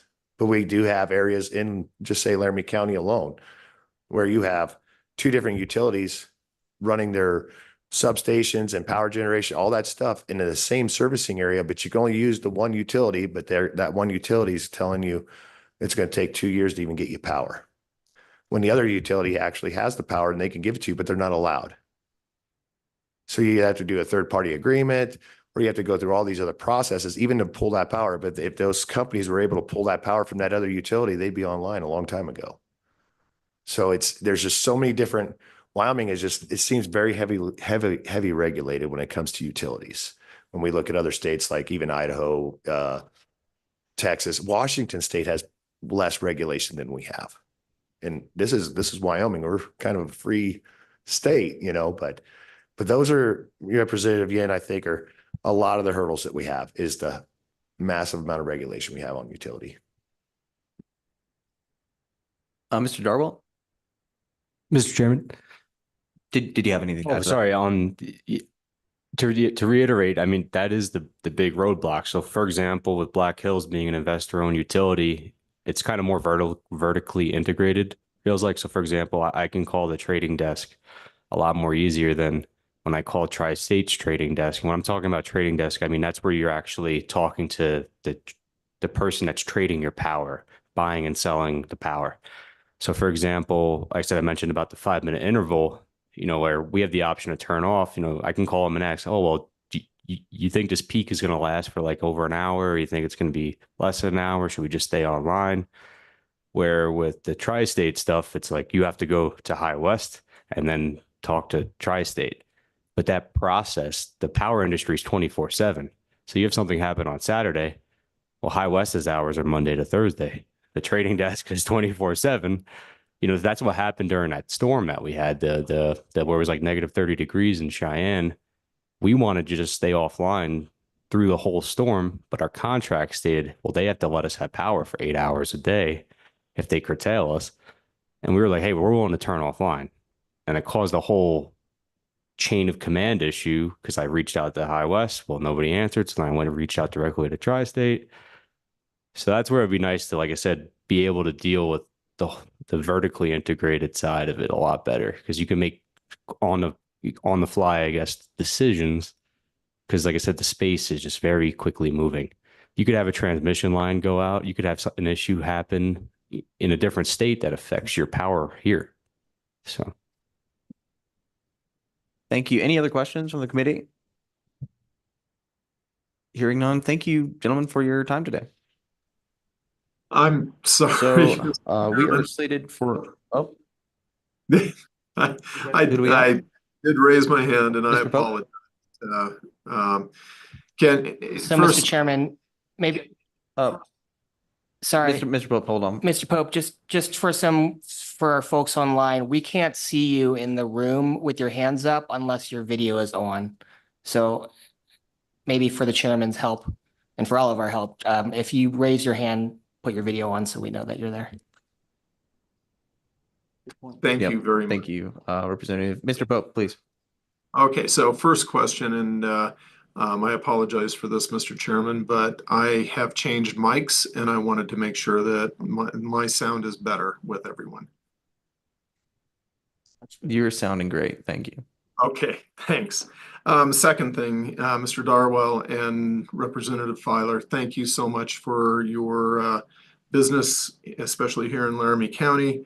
I wanted to just reiterate the economic impact that you bring to the county. You did a great job of illustrating it from the fees and taxes that you pay from that standpoint. But I want one of the reasons we do this, and one of the reasons we support these types of industries, is because of your economic impact in our communities.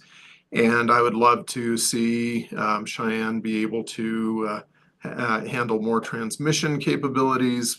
I'm not sure that's going to happen very quickly, but it is still something where I think you will have a great impact on the Gillette area if you open up facilities there.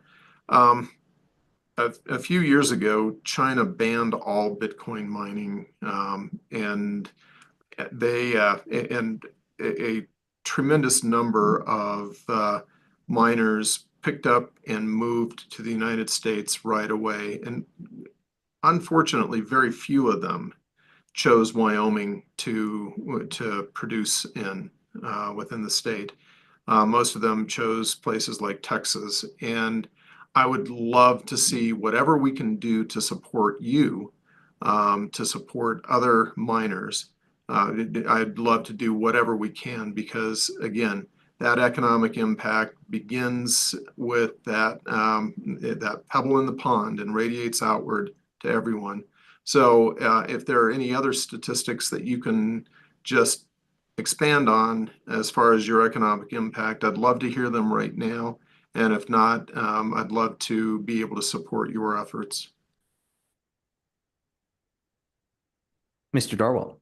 Mr. Chairman, thank you for the question. Yeah, so for economic impact, like I said, the biggest from my point of view is, like I mentioned, the 6% sales tax and the 3% franchise fee to the city, but also the economic impact. I mean, for every 10 megawatts is $500 of revenue in the state, theoretically, because most of the power, is generated in the state. From my perspective, I said, you don't know the exact electrons that you're getting and where they're coming from, but, so you're talking, like I said, for like a company of our size, you have over $2 million of power bills coming into the state every single month.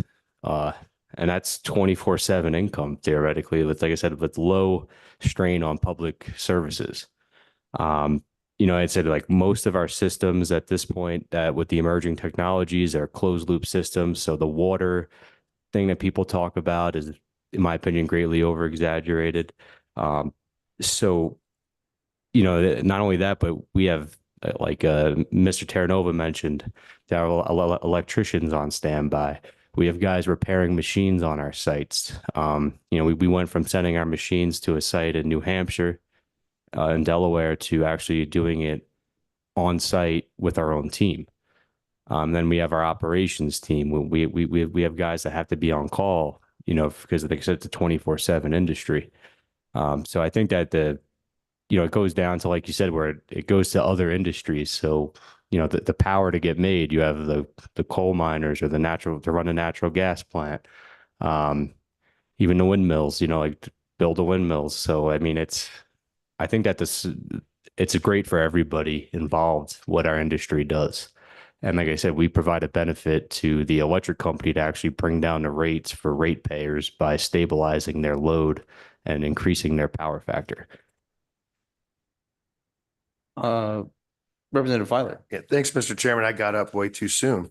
But to add on to that, on the site director side, the project manager side of our company, I just want to let you know that within the last 4 years, locally in the state of Wyoming, we spent over $12 million on local contractors and vendors, just in the state of Wyoming, just to do our building side, whether that's buying road base, hiring an equipment operator, electricians, civil engineers. The list goes on and on and on, but that didn't stop. So we decided that at our company that we weren't going to just be Bitcoin miners. We're going to capture a market that nobody else had. And I think Mr. Darwell kind of explained that with our miner repair facilities. So Right now we have actually three repair facilities in the city of Cheyenne where we're repairing a lot of our own, but now we're getting, where we're expanding that out to other companies, where we actually have certified people that have gone through all the trainings and stuff like that on how to repair these machines, how to replace the computer chips in them, all these different things on the hashboard repairs. So right now, as of today, we got a little over 25 people working right now on just repairing machines. That's for our customer and for us. So when we just think about that, once we get everything caught up, that'll probably scale back to about 10 or 12, I would imagine. But that would be continuous unless these other companies want to bring us their machines from, whether it's out of Texas or Cheyenne or wherever else. But that's something, when we look at the economical impact, like Mr. Pope's asking about, is we just keep moving forward with this, to make sure that we're doing more than just telling you we're paying a bunch of sales tax and electricity, right? But that's why I think we're pretty passionate on wanting to keep as much of our projects in Wyoming than we would going elsewhere, because our company, we're either growing or we're dying. And if we got to grow and we got to grow to another state, we will. And of course, myself, I'm pushing to stay here. But a lot of times our hands are tied, Mr. Chairman. And hopefully I answer some of your questions, Mr. Pope. Mr. Pope, any follow-up? All right. Well, are there any other questions from the committee? Hearing none, thank you for your time. Thank you, Mr. Chairman. So folks, we are running a little bit behind. We're slated for a 10 a.m. break and we still have public comments. We're going to go ahead and take that break. We're going to take 10 minutes as a little break here, and then we will continue with public comments on all the topics that we've had and then move into the Wyoming stable token.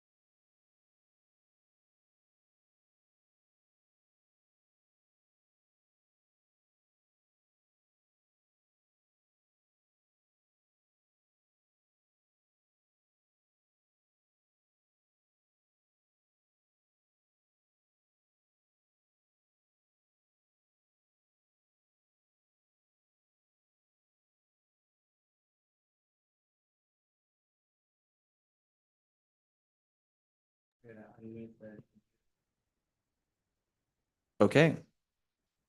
Folks, we are back online. Our good online folks, if you could start making your way back to your screens here. We're going to go ahead and continue where we left off. And we are at public comments for any of the materials that we just went over from the University of Wyoming, from federal legislation, or with the cryptocurrency mining update. So do we have any public comment? Seeing none, none online. All right.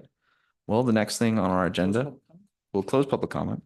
And the next thing on our agenda, oh, Mr. Chairman. Yeah, Mr. Chairman, before we leave and go to Wyoming stable token, I do think, we've been talking about the importance of better power related policy in the state as it relates to cryptocurrency mining. It seems like it's been 7 years on this committee, maybe 6 years on this committee that we've been talking about it. We've brought some legislation in the past that didn't make it across the finish line. And the Minerals Committee is actually looking at industrial scale power as well during the interim. So at our upcoming meeting, we'll have some discussions on that. But I do think it would be appropriate for our committee to work that as well. And one that is very specifically useful, I think, based on what we were hearing today, is the interruptible power tariff.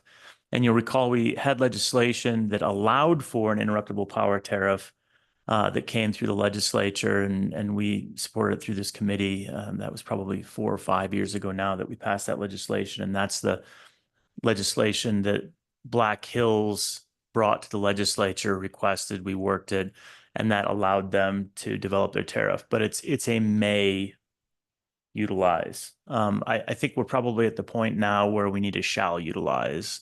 And what I mean by that is every certificated power provider or utility in the state, whether they're a co-op or a public utility, should be required as a condition of their certificated territory to offer an interruptible power tariff. And the onus should not be on folks like 44 West to use predictive software. So I think we could get legislation drafted that is that simple, that as a condition of operating a certificated territory as a power provider in the state of Wyoming, you shall offer an interruptible power tariff. And I think that would be good legislation for us to consider. We can coordinate, and I'm happy to coordinate that with the Minerals Committee and see if it's appropriate here or over there. But I feel like we'll do more in-depth discussion because it's very specifically useful for what we deal with cryptocurrency mining over here. So I would move for us to have legislation drafted that requires an interruptible power tariff for all power providers in the state of Wyoming as a condition of their certificated territory. I second that. And can I make a comment, Mr. Chairman? Yeah, so we have a motion, a second. Representative Filer. Yes, Mr. Chairman, I think also when we look at this, as we, tell all power providers within a servicing territory, I think we have to add into it not just the utility itself, but their transmission company, because that's the hang up, Mr. Chairman. It's not necessarily the co-op itself. They would love to sell you the power, reasonable rates, all those types of things. They'd love to negotiate that. It's usually, but it's whoever brings them their power, and they're part of another co-op. So I think we have to bring in both, Mr. Chairman. Chairman Rothfuss, did you want to change your motion? Well, I'll just say that I think that's flexible within the drafting of it, so we probably don't need to change the motion. But I think, yeah, let's look into that and figure out how we need to require it so that we're sort of reaching back. I do feel like if our co-ops have as a condition of their certificated territory that they have to provide an interruptible, it will definitely elevate their need to go back to their co-ops to ensure that happens. Otherwise, they lose their monopoly. And that's a reasonable consequence, right? I mean, we're not saying we're fining you. We're not saying anything else. We're just saying that if you can't meet this level of performance, then someone else can come in and provide the power. And that seems pretty fair to me. Yeah. Any other comment? Okay. Well, we have a motion and a second. All those in favor of this motion to draft this legislation, say aye. Aye. Aye. And all those opposed, no. No. All right, that motion passes. I'm sorry, who was that? Oh, one no. Senator Nethercott voted no. Senator Nethercott. All right, thank you, Senator. With that, we're moving to the next thing on our agenda, which is an update from the Wyoming Stable Token Commission. On up. Flavia, you want to come up too?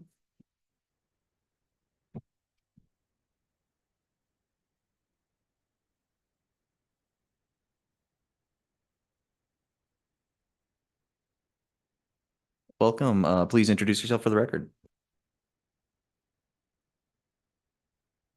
There we go. Good afternoon, or good morning. My name is Anthony Apollo, Executive Director of the Wyoming Stable Token Commission, and today I'm joined by... I'm Flavia Naves. I'm one of the appointed commissioners to the Wyoming Stable Token Commission. Mr. Chairman? Chairman Briefly before they proceed, I'd also point out that we have Commissioner Pope is one of our members as well. So he's probably got his other hat on now as a Stable Token Commissioner. And then we've got Joe Revel, one of the other commissioners. So he's got his other hat on momentarily as well. And Mr. Chairman, with that said, if I may, if there are any other commissioners from the Stable Token Commission on the line, I would kindly ask that they would drop off. And I'll give them a few seconds to do so, lest we have a quorum of the Stable Token Commission inside of today's select committee meeting. Going once, going twice. Wonderful. Please continue. Thank you, Mr. Chairman. So what I'd like to do today is take us all the way back to the start and then kind of frame things up appropriately for where we are and where we're going, because there are some new faces here. I want to make sure we are all working from a unified set of historical contexts, and then we could build towards where we are today, where we're going. And I will invite Commissioner Naves to interrupt me at any point in time that she feels that that is appropriate. So I have prepared some notes for those in the room. I've given you a physical copy that has been distributed virtually as well. So first section we'll go through is background. So the Wyoming Stable Token Act was passed in the 2023 session that did two fairly straightforward things. One was creating the Stable Token Commission and giving it the remit of issuing a Wyoming stable token. And just to read the definition of that out loud for the record, a Wyoming stable token is a virtual currency representative of and redeemable for one United States dollar held in trust by the state of Wyoming as provided by Wyoming Statute 4031-106. Stable tokens shall only be issued in exchange for US dollars. That again formed the commission. Commission was initially staffed by and continues to be staffed by Governor Gordon, who serves as our chairman, the state treasurer, Kurt Meyer, and state auditor, Christy Racines. We also then brought on 4 appointed subject matter experts. Additionally, as commissioners, we just highlighted they are Joel Revel, David Pope, and Flavia Naves, as well as Jeff Wallace. I joined as the executive director back in September of 2023 and have been in that role since. In terms of funding, we initially received a $500,000 appropriation from the general fund. We can think about that a bit like startup capital, with an expectation that any funds deployed by the agency will eventually be paid back to the general fund. And I've also noted that we've been very good fiscal stewards along the way. In the first biennium, we only spent less than 50% of the actual allocation of that money. We want to make sure that we are not using more because we have to pay it back anyway at the end of the day. Going into the 2024 session, there were some fairly key amendments made to the Stable Token Act. The first, which we'll talk about along the way today, is the basket of what we refer to as permitted investments. We defined the backing of the token and the investments that could facilitate that as cash, short duration US Treasuries with 365 days or less to maturity, and short duration repurchase agreements thereof with 30 days or less to maturity. And we also had a statutory carve out to facilitate our procurement process through rulemaking, because we do have a very customizable build here. We also in 2024 received $5.8 million of allocation from the state that came through other funds. And again, the expectation is that we will repay that as well. To date, we are about a year into our biennium and have spent, I think, about $1 million of that 5.8 million. Although I will note that is rapidly shifting as we do move forward with vendor engagement, bringing on the teams that will help us develop, deploy, and manage the Wyoming stable token. I will note that no legislation pertaining to the stable token was passed in 2025. And going forward, keeping an eye on the budget, those conversations already starting in the state to line up that whole review process for the end of this year ahead of JAC in December and January, Joint Appropriations Committee. We're going to be a little bit of a TBD on that for the foreseeable future, because again, the expectation for this program is over time, it will become self-sustaining. That is the premise. However, as we look to get the token launched and figure out what the market dynamics will look like, there may be some variability there in the near future. So we are going through the processes of getting a standard budget together, or whether that manifests as exemption requests. We're going through the steps with the A&I Department of Finance and Accounting. State Budget Department and Director Hibbard have been very accommodating as well, and we are moving forward in that capacity. Any questions on background before we get into the weeds? Any questions, committee? All right, please continue. Thank you, Mr. Chairman. Switching over to the executive summary, this is where we get into a lot of the exciting progress and developments we've had over the last year. So in terms of recruiting, the last time we spoke, I think I was still running this solo. I was running this agency as the director for about 360 days. Very fortunately, we've built a team so the commissioners get to hear a couple of other voices along the way. Those include Deborah Brooks as our Chief Risk and Compliance Officer. Deborah joins us from the New York State Department of Financial Services, where she formerly served as the Deputy Virtual Currency Chief and Head of Supervision. So she was actually overseeing stablecoin issuers from New York's perspective, where they do have guidance. I will be specific. It's not rules, it's not law, but it is guidance on stablecoin issuance and reserve management. We also are joined by Joseph Saldana as our Chief Financial Officer, 25+ year veteran of Wall Street, including tenure at Deutsche Bank and Lehman Brothers. He has created extremely precise and detailed projections, several models along the way, a little bit probably outside the scope of this conversation, but should any of the legislators want to see those projections, we are happy to share those at any point in time. We have Keith Lawhorn as our Chief Information Security Officer, another 25-year veteran of the cybersecurity field, has tenure with multiple federal law enforcement agencies, Microsoft and others, up to and including hardware patents on Bitcoin mining devices. So he's certainly in the weeds when it comes down to the tech stack.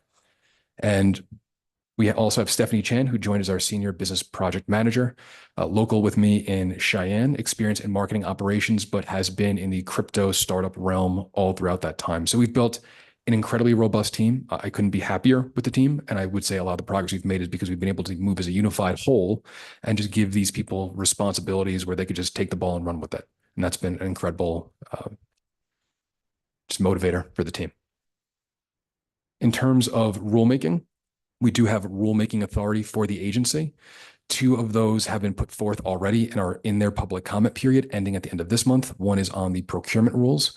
We had emergency rules in place previously where we did our procurement process through those, but now this is the formal set of rules, as well as fees associated with the Wyoming Public Records requests that we may receive in time. As I was walking up to the dais today, I received confirmation that our reserves management rules are now live on the SOS website, and we are going to kick off the 45-day public comment period now. So those will be comments on those will be due at the end of June.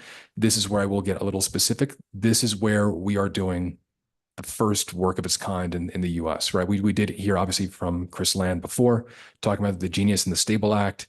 But if we are able to promulgate our rule set first, this will be the first rule set around stablecoins in the United States of America. I want to give credit to the legislature and the team as well for facilitating that.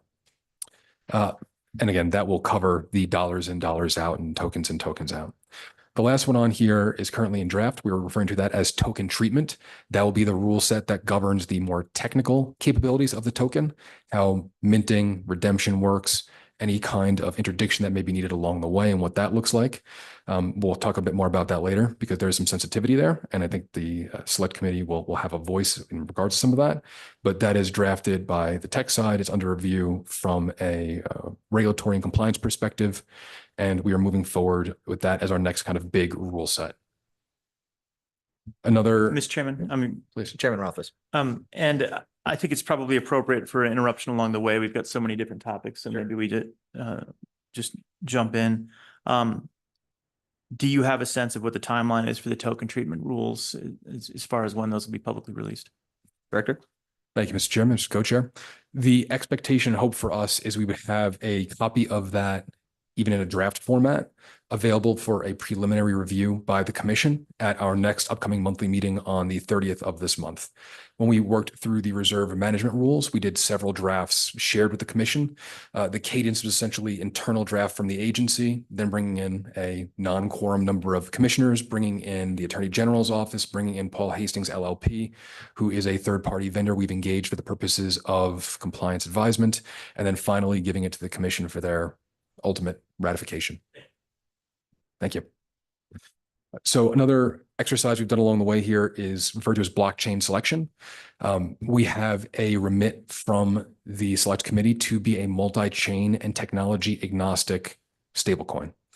So what we did was put a working group together, which was comprised of commissioners, agency resources, and many subject matter advisors who wanted to kind of join in and help. All who had to sign a code of conduct about independence, of course.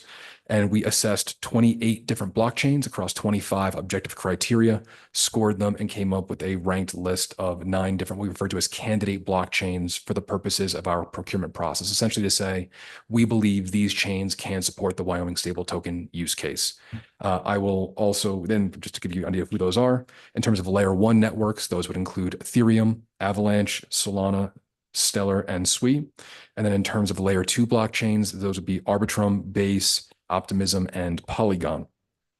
I would note that this has been a highly transparent exercise.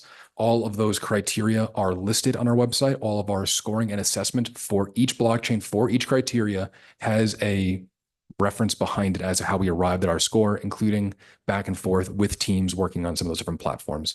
We keep that hosted on our website for transparency, and it still resides there. Further, we also know that many other teams want to get involved. We do know this tech advances at a accelerated pace. So we have created a process for rolling qualifications for blockchains moving forward. That is part of our procurement rules, although those are still up for their ultimate promulgation. We, on a good faith basis, did this process again over the last quarter. We updated the criteria. We looked at some of the chains, rescored them.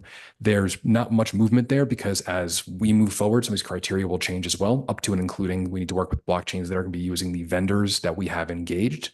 So not much movement there, but I would expect that to change for our Q2, Q3 exercise moving forward.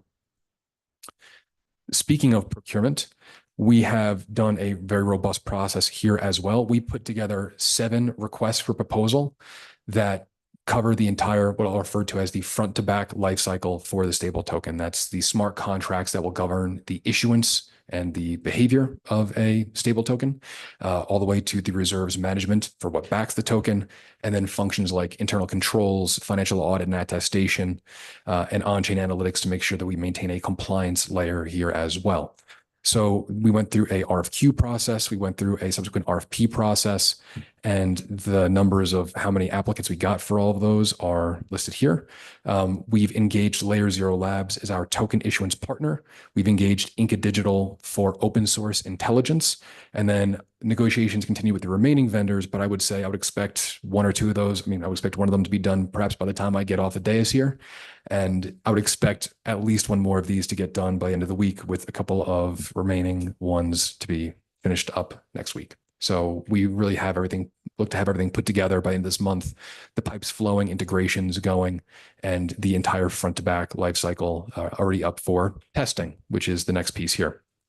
So through our partnership with Layer Zero, we have launched test Wyoming stable tokens, which I will be clear are unreserved. They're not backed. They don't have any financial monetary value associated with them, but those are live on 7 different test nets. They are interoperable, so you can send them across. We've been playing around with those. And then we are currently registering Wyoming citizens as well as Wyoming domiciled entities on our website to enter into kind of an alpha program or a pilot program, depending on what they have from their own experience. And if they're building platforms, you certainly want to know what they're working with. And I will say more about the pilot towards the end, but we are looking to onboard and test as we move forward in kind of a consistent pace with user acceptance testing and end-to-end testing, integration testing, all that fun stuff. And then we are moving towards a launch. We are looking forward to a potential July launch. It is an aggressive cadence, but we have been aggressive throughout this program, and we continue to need to be fairly aggressive in our cadence to get this done. So we are, that there'll be downstream of testing, working with different partners who could potentially provide liquidity and be buyers of a Wyoming stable token. And of course, the compliance piece will always kind of lead with our rule sets and other coverage along the way. And then in terms of next steps, again, I'll say more at the end, but we will today be talking about some of the existing statute that we may cover off on, or we may touch along the way, where things are currently working for us, where there may be some better compliance efficiencies, et cetera, gained with small tweaks here or there. And then, of course, we'll need to scale up along the way with what we refer to as licensed service providers. If you hear me use that term, these are colloquially the resellers of Wyoming stable tokens. These would be large institutional buyers of X number of WIST. We would rely on them potentially for their KYC AML regime and licenses to help us be the leg to bridge out directly to a retail end user. We certainly hope to get there ourselves in the future, but with a small budget and a team of 5, we are leaning on these LSPs for a while, and we will continue our conversations with them to create a robust launch at day 1. Through the chairman, I know that was already a lot. I would like to turn over briefly to Commissioner Navis if you had anything to add. You've seen this all live and along the way. Commissioner Navis. Thank you. And I apologize if I am not good with the formalities of the chair and this. I apologize in advance. Well, I joined this commission as I left a private issuer and came to it really believing in what this technology can do, and the initiative of the state of Wyoming being the first state to take this step. I remain just as passionate about this project today as I did 2 years ago, and the immense privilege to be helping the state and our commission to bring it to fruition. The work that the executive team has done is incredible, and the addition of the remaining team members have brought in the skill set and the speed to market that this product needs, but the oversight also that emphasizes enough that just creating a token on a blockchain takes 20 minutes, probably less if you incline. I can probably, but doing something at this scale of a fiat-backed compliant stable token takes time, right? And I appreciate that the select committee has afforded the commission the time to do this the right way, because being the first state to do it, there are other states that are looking at Wyoming to be the first one to potentially do something similar, right? We have had this being also the attention of federal agencies that the commission has engaged with and that are very excited about what we are doing and that see this being done the right way, as they put it, the right way. So I cannot commend enough the work that the executive team has done and my fellow commissioners and the select committee for affording us the opportunity to take the time to do this the right way. But I'm very excited about this, and I believe that the team is equipped to bring this to a launch at the end of the summer and, and be the first state to actually legislate in this activity. Thank you. Any questions from the committee? I do have a question for you, Mr. Director. So there is interest, conversation that's being had in perhaps expanding the scope of what the stable token is able to do, in fact able to represent things like gold or another commodity such as like oil or rare earth mineral. What are your thoughts on that? How would that be able to work? It seems like the language in statute is pretty cut and dry as to how the stable token is applicable. So do you have any thoughts on that? Thank you, Mr. Chairman. Excellent question. I do have a couple of thoughts. Some of them are covered off when we talk about statute in a few moments. We do have some notes on that in here. I am also aware that Commissioner Pope would like to present some notes about that. Perhaps after I wrap my testimony, he'll have perhaps a lengthier take on some of that. What I will say is I've been in this industry for about 10 years. There's always kind of seasons. It was NFTs, it was DeFi, it's been DAOs. Now it's stable coins. We've seen a large proliferation of this industry, but if I had to put my money down on it, I do think that real world assets are next. We could certainly get into the nitty gritty of whether I would refer to them as stable coins or stable tokens. I probably would not, unless they perhaps are stable by weight, but I think it's a bit of a misnomer. In all seriousness, right? If we, there is a gold-backed stable token managed by a team called Paxos. The ticker is PAXG. Very robust program. It's been around since 2017. I'm sure we'll talk a bit more about it when we talk about what's actually required to get those things off the ground. Vaults, Brinks trucks, security, all that. Those considerations need to go into this. Getting a little ahead of myself, but I do think real-world assets are going to be the next kind of frontier, for lack of a better term, of this. I've talked to teams that are doing tokenized uranium programs, right? And as far as I understand, we have the largest deposits of uranium of any state here in Wyoming. So, the state is blessed with land, livestock, oil and gas, gold, silver, rare earths, which are more needed than ever when we talk about GPUs and building those and where that needs to happen. So again, throwing a lot out at the answer here, but the short answer is I'm generally supportive of the concept. I just want to be realistic about what it would take to get that off the ground, and what that would look like specifically for the agency, if the agency was ultimately tasked with accomplishing that. Thank you. And it appears I jumped the gun. We might be talking a little bit about that later. So, all right. Well, please continue with. Thank you, Mr. Chairman. Thank you. So next up, I have a letter from the director, which hopefully is not overindulgent here, but there are a couple of things about the ecosystem I wanted to point out that I use this as the vector to accomplish. To start off with, I do want to point out that there is now a pro-digital asset administration in the White House and the executive branch. This has been reflected by the executive order that came out in the first few days of Trump's presidency, strengthening American leadership in digital financial technology. And it did specifically call out stablecoins, and I'm quoting here. Protecting innovation through regulatory clarity, promoting and protecting the sovereignty of the United States dollar, including through actions to promote the development and growth of lawful and legitimate dollar-backed stablecoins worldwide. So that's coming down from the top office. To that extent, I'm not going to replay what we already heard from Mr. Land earlier, but the Genius Act in the Senate and the Stable Act in the House have both been fast-tracked to the point where the president has said he wants those on his desk before the August recess of this year. And even just beyond that, from the general market cap of stablecoins, we are now at about $232 billion. If I ran the numbers, it's about 80% increase from where the Stable Token Commission was formed back in March of 2023. One more kind of data point here. The annual stablecoin transaction volume has now surpassed that of Visa and MasterCard in aggregate. And if you looked at stablecoins, fiat-backed stablecoins specifically, as a holder of US debt, they'd be in the top 10 at this point, which is an important consideration where we have some volatility in that market. We have $36 trillion of US debt. We need buyers of that debt, and stablecoins have emerged as a way to fill those gaps as foreign nations have been typically selling off, directionally speaking, I'm generalizing here, but they are selling more than they are buying at this point.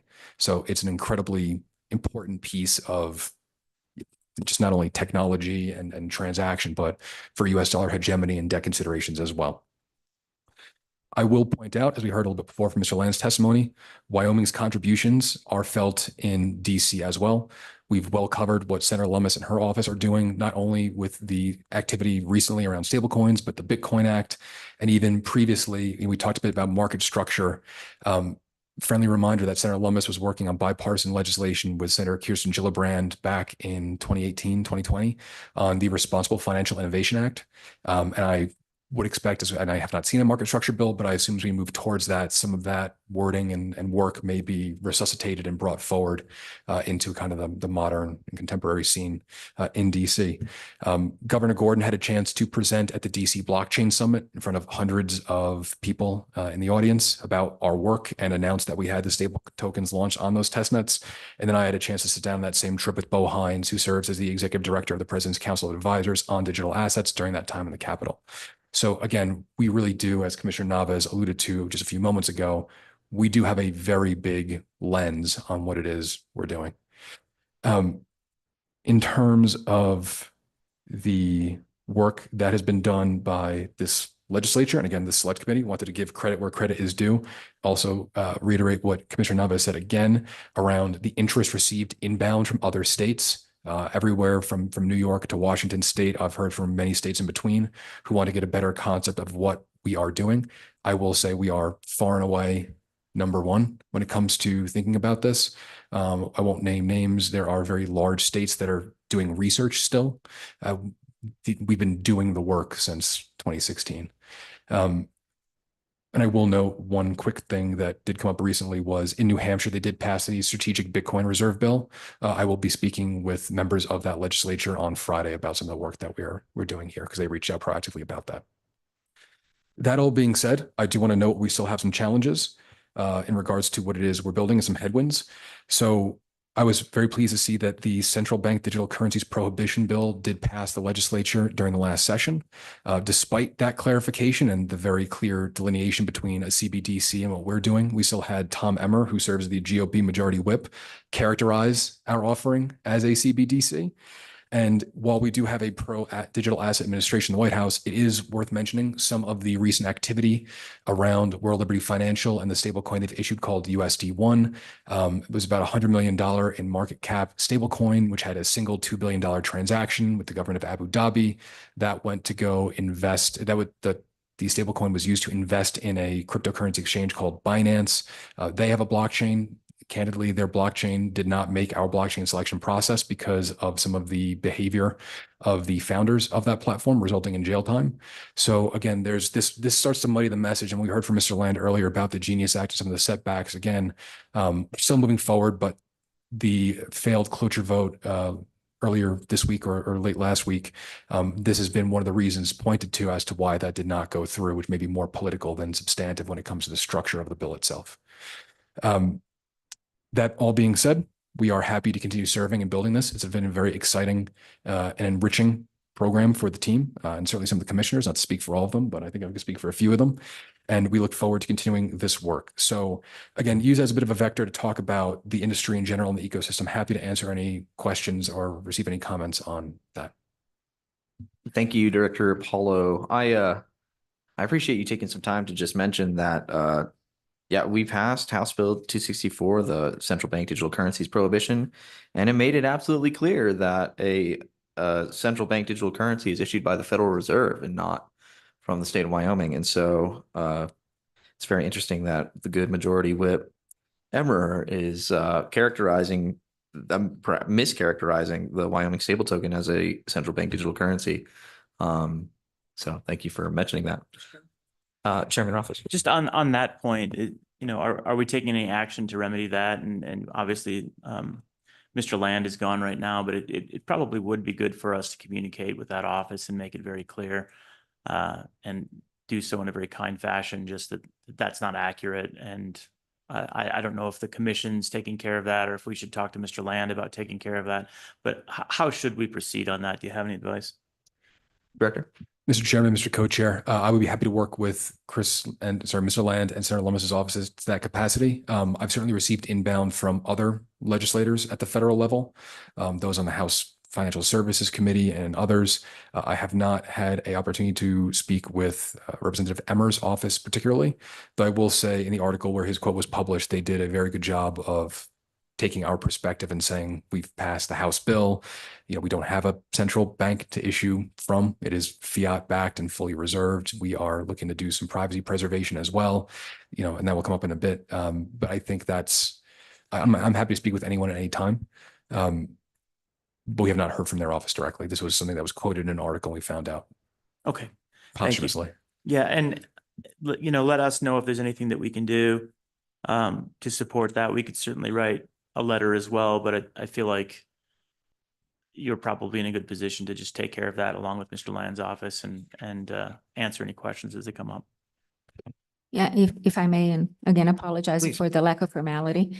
I think there's just an implied misconception by other parties that whenever a governmental entity is engaging in this type of activity, that it is a CBDC. It's just a lack of understanding of what a central bank digital currency is and what is the powers of the state under the US Constitution and how they are divided. Once we clarify that point, into Anthony's point, through publications or conversations, usually that's the issue is settled. I myself get that question quite often from other petitioners that inquire about constitutionality of this. And it's again, just a lack of understanding on the powers and what it actually is and what we are doing here. But once that conversation takes place, usually the misconception is that it goes away. And Mr. Chairman, Mr. Chairman. Commissioner Navas, it might be good to even be a little bit proactive because I think we saw with the cloture vote and the week associated with the cloture vote that a lot of the senators don't really understand the nuances of what's going on here. And I don't want to invalidate their concerns that were addressed with World Liberty Financial. That looks sketchy. And when things look sketchy, people run away, and that's fair. But I think we can do a lot to be a little proactive in communicating to stakeholders a little bit about our stable token and how it isn't a CBDC and how it is backed and how it's not minting a new currency and all of those things, maybe in a little bit of a letter that would address not only Majority Whip Emmer's concerns, but maybe other people's concerns, head them off ahead of time as well. So that might be something that we can more broadly address and work with Mr. Land and Senator Lummis's office to proactively educate on the stable token, the members of Congress and the Senate. Director? Mr. Chairman, Mr. Co-Chair, excellent point. Happy to work with Mr. Land's office to do that. I will say we are certainly starting that effort internally in the state. We've reached out to a number of different agencies. We want to make sure that they understand what we're doing with a kind of a blockchain 101, helping them get set up with digital asset wallets themselves. And then we are also looking to several of the vendors we intend to engage. The goal is to have them come to the state and present on what it is that we are building. Excellent. Any other questions from the committee on this? And seen any hands raised? Nope. Next page. All right. Please continue. Thank you, Mr. Chairman. So moving now on to statute and policy. Again, we are not the drafters of legislation as the agency, but we do want to highlight where we are encountering whether it's a little bit of confusion or perhaps inefficiency. We want to point out where things could bolster perhaps the compliance framework or other things for the stable token. We'll go through these one by one as I expect to have at least a little bit of discussion on each, but I will keep it high level and try to move through it quickly as not take up too much of the time. So one of the items that is, I believe, on the agenda for today is broadly speaking about digital asset definitions. One of the trade-offs of being so early to the work that this legislature has done is define terms now the industry may be perceiving a different way. One that particularly impacts us as the Stable Token Commission is the moniker virtual currency. Coming off the back of our conversation we just had about a CBDC, that is something that is pointed to sometimes cause that conflation. And of course, we do want to acknowledge, as Commissioner Navas said a moment ago, that states can't coin money per the Constitution. We want to be very specific that we are doing neither of these things. And I will likely perhaps defer to Commissioner Pope's later testimony around definitions specifically, but that is certainly one that causes a little bit of agita on our side, for lack of a better term. And perhaps we can look at the definitions in Title 34 about digital assets, digital asset securities, consumptive tokens, et cetera, and re-baseline that with some of the language the industry has adopted since Wyoming did its work several years beforehand. Yeah, if I may add, Commissioner. again, apologize for the, I don't know how to do this. I'm sorry. Anyways, the industry, and Anthony pointed really well, has developed with the passage of time and also with some of the industry players, former and current industry players that have faced some compliance issues, a terminology that is more in line with what these tokens are and what they do and what they are not. So where perhaps 10 years ago, everything will be classified as virtual currency, and in that basket, you put Bitcoin, you put a fiat-backed stable token, and you put an NFT. Those three things, as we know, could not be further apart from each other. But we are all putting them in the same bucket and thinking about them in the same way. Well, we shouldn't, because they are very different. They behave differently and they deserve different treatment from a compliance and a operational perspective. So for our commission in particular, and also in thinking about the policies that the commission is putting in place for the treatment of the stable token, that terminology has caused some pause on our end on how it is that we're structuring some of the clauses in these policies, because it could be interpreted that it would be the same way that Bitcoin on an NFT would operate.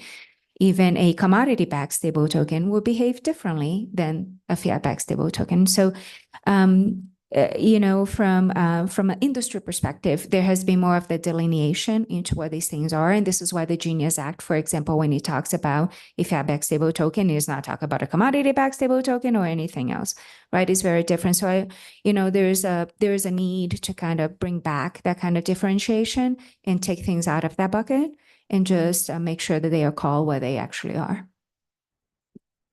Chairman Rothfuss. Thank you. And this is something that we've needed to do probably for a couple of years, but now we really need to do it, is work on our taxonomy.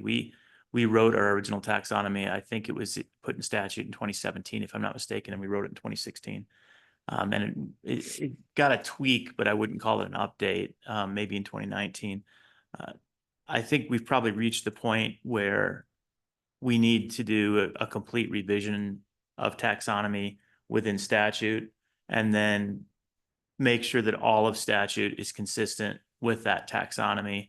So we know which section of statute we put the taxonomy in. We already have that there, and we can revise that and then go back through and ensure consistency throughout. And I think that probably resolves the concerns of the commission. Is that accurate? That if we took that up during this interim, came up with a Digital Asset Taxonomy Act, and which is actually data. Incidentally, I just see the acronym right there. It flew right in front of my eyes as I was saying it.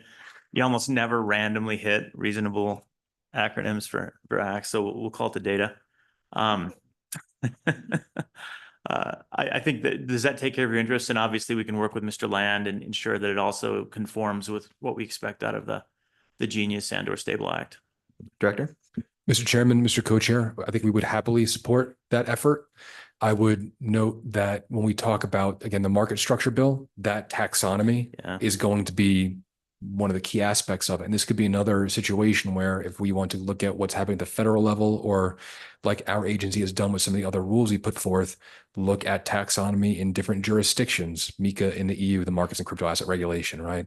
No shortage of other agencies, Japan's JFSA, Hong Kong's HKMA, Singapore. They all have different jurisdictions. We could look at all of those and figure out what the taxonomy should look like for us, or if it's the federal taxonomy, just lift and shift, then that's fine. But if we run a risk where we want to rely on the federal apparatus and then that legislation does not get passed, if we have it ourselves, again, similar to what we're talking about, the stable token, this is a way for us to continue moving forward, no matter what loggerheads may present themselves federally. Yeah. And Mr. Chairman, we can, Mr. Chairman, putting together a little working group to get that right, where we get you and the commission and Mr. Land and our select committee, and just kind of figure out what those should be based on what the rest of the world has done, best practices. I think that's a relatively straightforward process, and hopefully we can then put together a taxonomy that again other states would model, much like we've previously done. Mr. Chairman, Mr. Co-Chair, if I said Director. one more note. I do recall, and pardon that the name has escaped me, it was one of the pieces of legislation that was put forward, but not passed nor enacted. And Mr. Chairman, I think you may have been behind it. There was a different digital assets bill that was up that had certain definitions, things like public addresses that were defined in there. And again, pardon that the name is escaping me, but rather than having a patchwork of different acts with different definitions, having kind of a master agreement, for a lack of a better term, where we could have everything in one place, and then wherever we needed to put a fiat-backed stable token, a commodity-backed stable token, on-chain governance, it could draw from the same taxonomy in one unified position. I think that makes a lot of sense.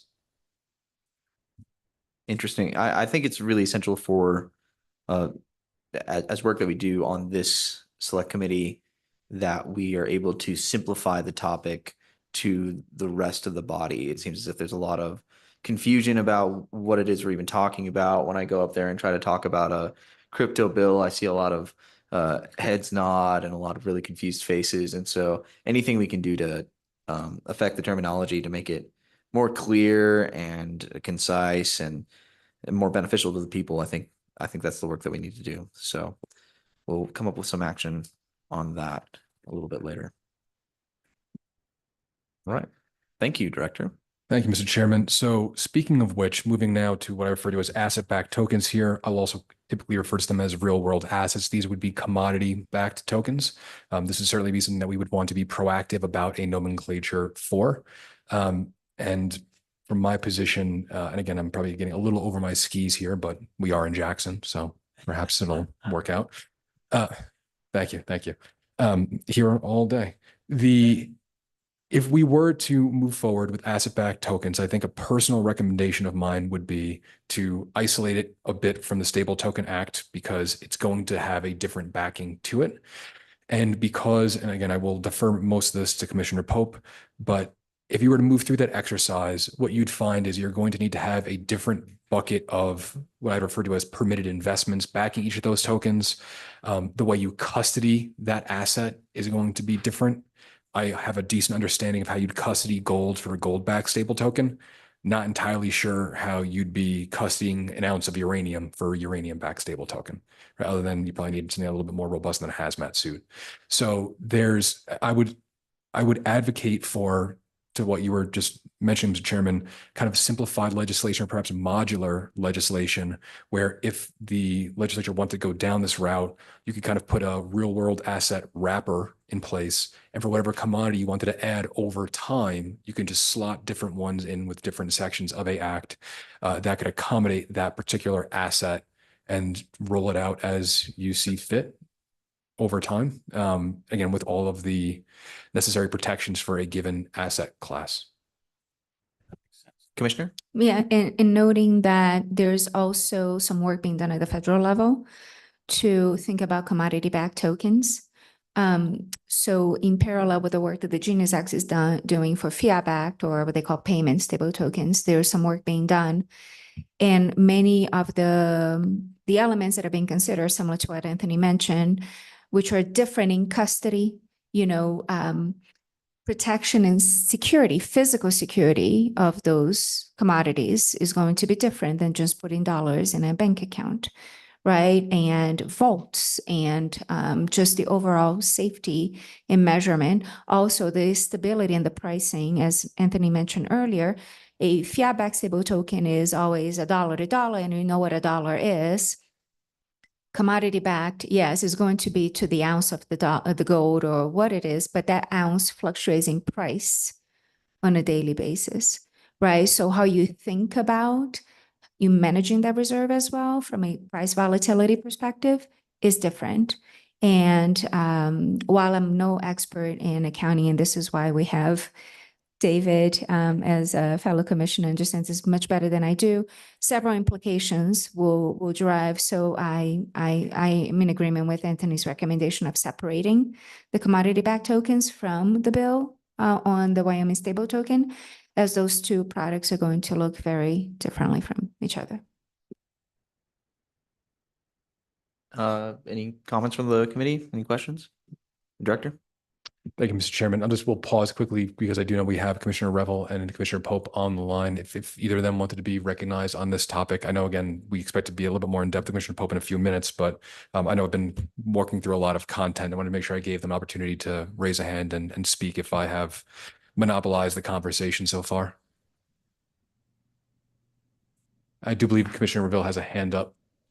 Yes, and just a note, we'll give some time to Mr. Pope here at the end, but let's go. I'm sorry, I interrupted Commissioner Revel, sorry. Thank you, Mr. Chair. Yeah, I just wanted to add one quick note to what the excellent information that's already been provided, but as it relates to additional reserves that could be used for stable tokens, as Director Apollo talked about earlier, there really is no limit in terms of real world assets that could be tokenized. I think a key consideration, at least at this point in time, is the market opportunity and the market demand amongst stable coins globally. 98, almost 99% of all dollar value on stable coins is US dollar fiat-backed stable coins. So while these are great concepts, the reality of the marketplace is that it's US dollar is the opportunity now. So I just wanted to add that to the conversation about other backing assets. Thank you, Mr. Chair. Thank you, Commissioner. All right. Any other comments from the committee? All right, Director. Thank you, Mr. Chairman. Next up, I want to discuss what's referred to as a 2A7 fund structure. So again, the basket of permitted investments we have to back the Wyoming stable token, cash and short duration treasuries, and repurchase agreements thereof. One of the things we learned during our procurement process was about a 2A7 fund structure, which is I believe, SEC regulated structure. And it would not look quite different from the basket of permitted investments we currently have. We'd have to make a couple of small tweaks. For example, extending out our 365-day limit for US Treasuries to mature to 397 days. And then there'd be a couple of other parameters about managing the dollar weighted average maturity, the dollar weighted average life on a pretty conservative basis, which I would argue we're going to do anyway. But if you were able to fit a fund into these structures, we'd be able to get a 2A7 fund structure in place. We'd have a regulatory wrapper around it. That is something that I believe personally could increase consumer confidence. And from where I'm sitting, I think it would put us at parity with Circle, who is again the largest domestic distributor of USD-backed stable tokens. Their fund with BlackRock is a structured 2A7 fund. And that means that their reserves management partner in BlackRock is putting out frequent reports. There's a lot of great data in there talking about how they manage the reserves, what percentage are in overnight repos, what the WAM and the WAL are. And one more thing I'd add from our side before we thought, in case there's any thought that we're getting a little bit outside the conservative bands of what we wanted to do with the initial legislation that was amended in 2024, we would be, again, managing the reserves much more tightly anyway, is the expectation. So while we have the guardrails put in place through statute, what we are working on with our potential reserves management partners is what's referred to as a IMA, investment management agreement, and subsequently an IPS, investment policy statement, where we would define the parameters of how we want them to manage the reserves on our behalf. And we could say, well, we know that the WAM and the WAL need to be under this, but we want to, instead of 60 days for weighted average maturity, we want 7 or around there, give or take. And that's, if you look at that BlackRock report that they put out for Circle, which I've linked in the footnotes here, that I think they manage both WAM and WAL down to 15 days rather than 60 and 120. So we could still be more conservative here and more liquid, but fit into a stricter reporting structure, which may give, again, the public more confidence in how the reserves are being managed. And I will say this feedback also came in conjunction with the State Treasurer's Office. They've been incredibly supportive of working with us through this to make sure we're talking to the right partners and working on the correct outlay for reserves, and not to not to give anyone any more responsibilities, but they would be more than happy to tag in on this along the way. Thank you. Any questions from the committee? Chairman Rothfuss. Yep, Chairman Rothfuss. Yep. Thank you. Have you worked through kind of some preliminary language on how we might restructure our existing statute to achieve this? This is obviously, and you know this, anytime we start tweaking that, it raises flags, even if they're good flags, right? This is something that is going to be heavily scrutinized. And even when we were doing the repos, it took some work to get people to understand that repos were not increasing risk and that everything was going to be okay. And I think it's really appropriate that there's that much concern, right? That it's good that there's that much concern. So we would really need to think about what this language change might look like so that people could be comfortable with it and understand the implications of it, and why there's value to it. So I don't know if that's been discussed on the commission or if this is sort of preliminary and we need to start going down that road and figuring out what that language might look like. Director? Mr. Chairman, Mr. Co-Chair, this is a little preliminary from the perspective of the commission, but I think there's two kind of dipoles in the spectrum here, and you want to be at one of those and not in the middle. Either you get very specific about here's the parameters of a 2A7 fund and just put all that language directly into where we now have our permitted investments, or we simply say we're going to manage this as with the parameters of a 2A7 fund, which is part of the Investment Act of 1940 as amended, and just reference it and call it a day. And you could be, I think, at either of those points. It's federal legislation that you'd be looking at, or federal regulation you'd be looking at. So it's not like we're going to be changing much along the way, I wouldn't think. Gotcha. Okay, thanks. That's helpful. All right. Seeing no other questions, Director? Thank you, Mr. Chairman. Another one that's a bit of an interesting blockchain quirk here is donations. So one of the conversations we've had with our technical partners is about what we refer to as unsolicited assets. That is when our wallets that will be public may receive a digital asset from some unknown third party, and we don't know what it is, we don't know whose it is, or the purpose thereof. Well, again, I won't comment on the ongoing negotiations. I will say with the partners that we're talking to from a tech and infrastructure perspective, they have already worked to create this is a known kind of issue. They have technology that could immediately segregate these types of assets. So if these are sent maliciously by a party like, let's say, the Lazarus Group in North Korea, it's a cybercrime group, to us in an attack called address poisoning, there's already kind of an immediate segregation of that asset, so we don't need to have it on kind of in our wallets proper. But there's also the opposite of that, which is people really like what you're doing. They've been in the blockchain space for a while. They have some digital assets to throw around, and they'll just send them to you as donations, for lack of a better term. This is, again, something that we know happens quite often in the industry. We kind of expect it to happen. And we want to think about what it is we should be doing with those types of donated assets. I think there would need to be some definition of how we would define or determine how it was a donated asset. Maybe need to pass a compliance check or through our on-chain analytics, something along those ways. But what we did do was do some research on other agencies that are allowed to take donations for specific purposes.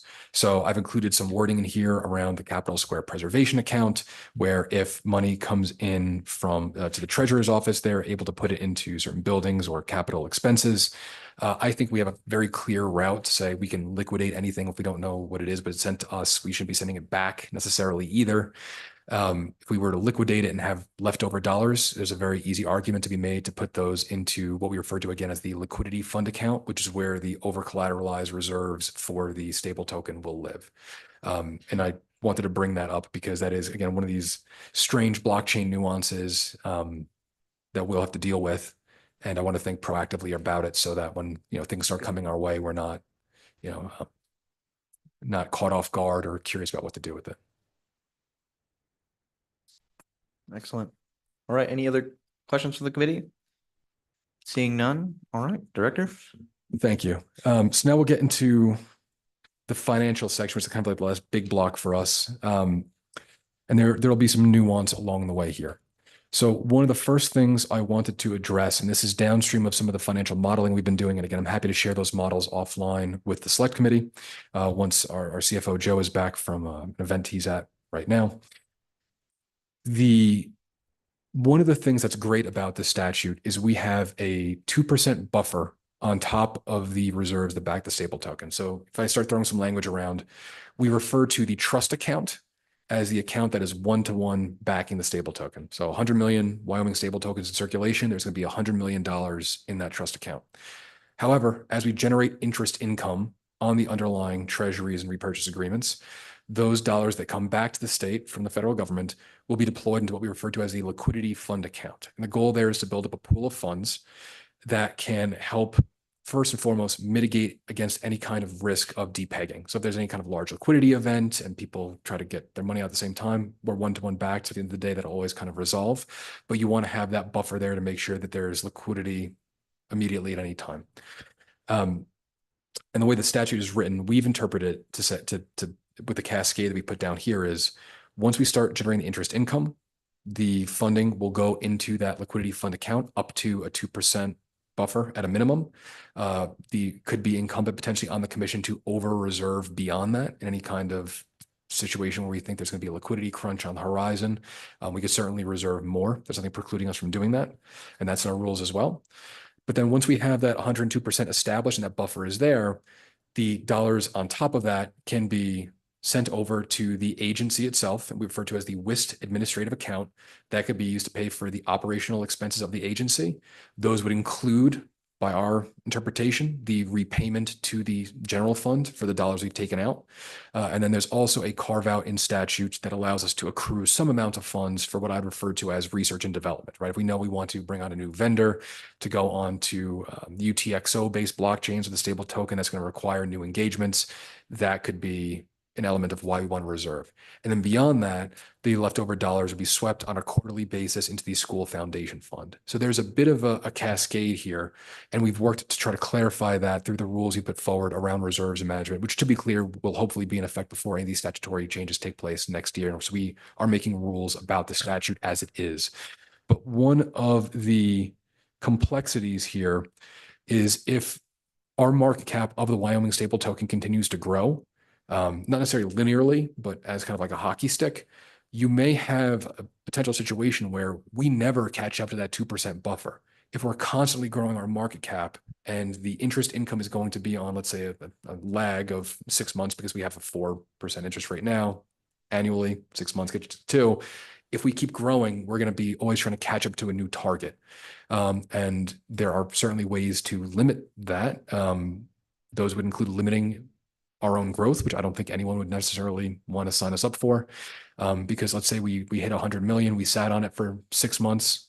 We hit our 2% threshold. That's great. The next $10 we take in puts us back out of compliance. So that's not necessarily a robust solution. And I wanted some thinking about this with the select committee, but this is something that we've identified through our projections as a concern. And we want to make sure that this program is returning funds to the state, not always kind of playing catch up. There's a couple other thoughts that we'll get into momentarily around permitted investments, but I know that's kind of a big piece of what we're looking at right now on the horizon. So I want to just pause there and answer any questions proactively before we get into potential some of the resolution.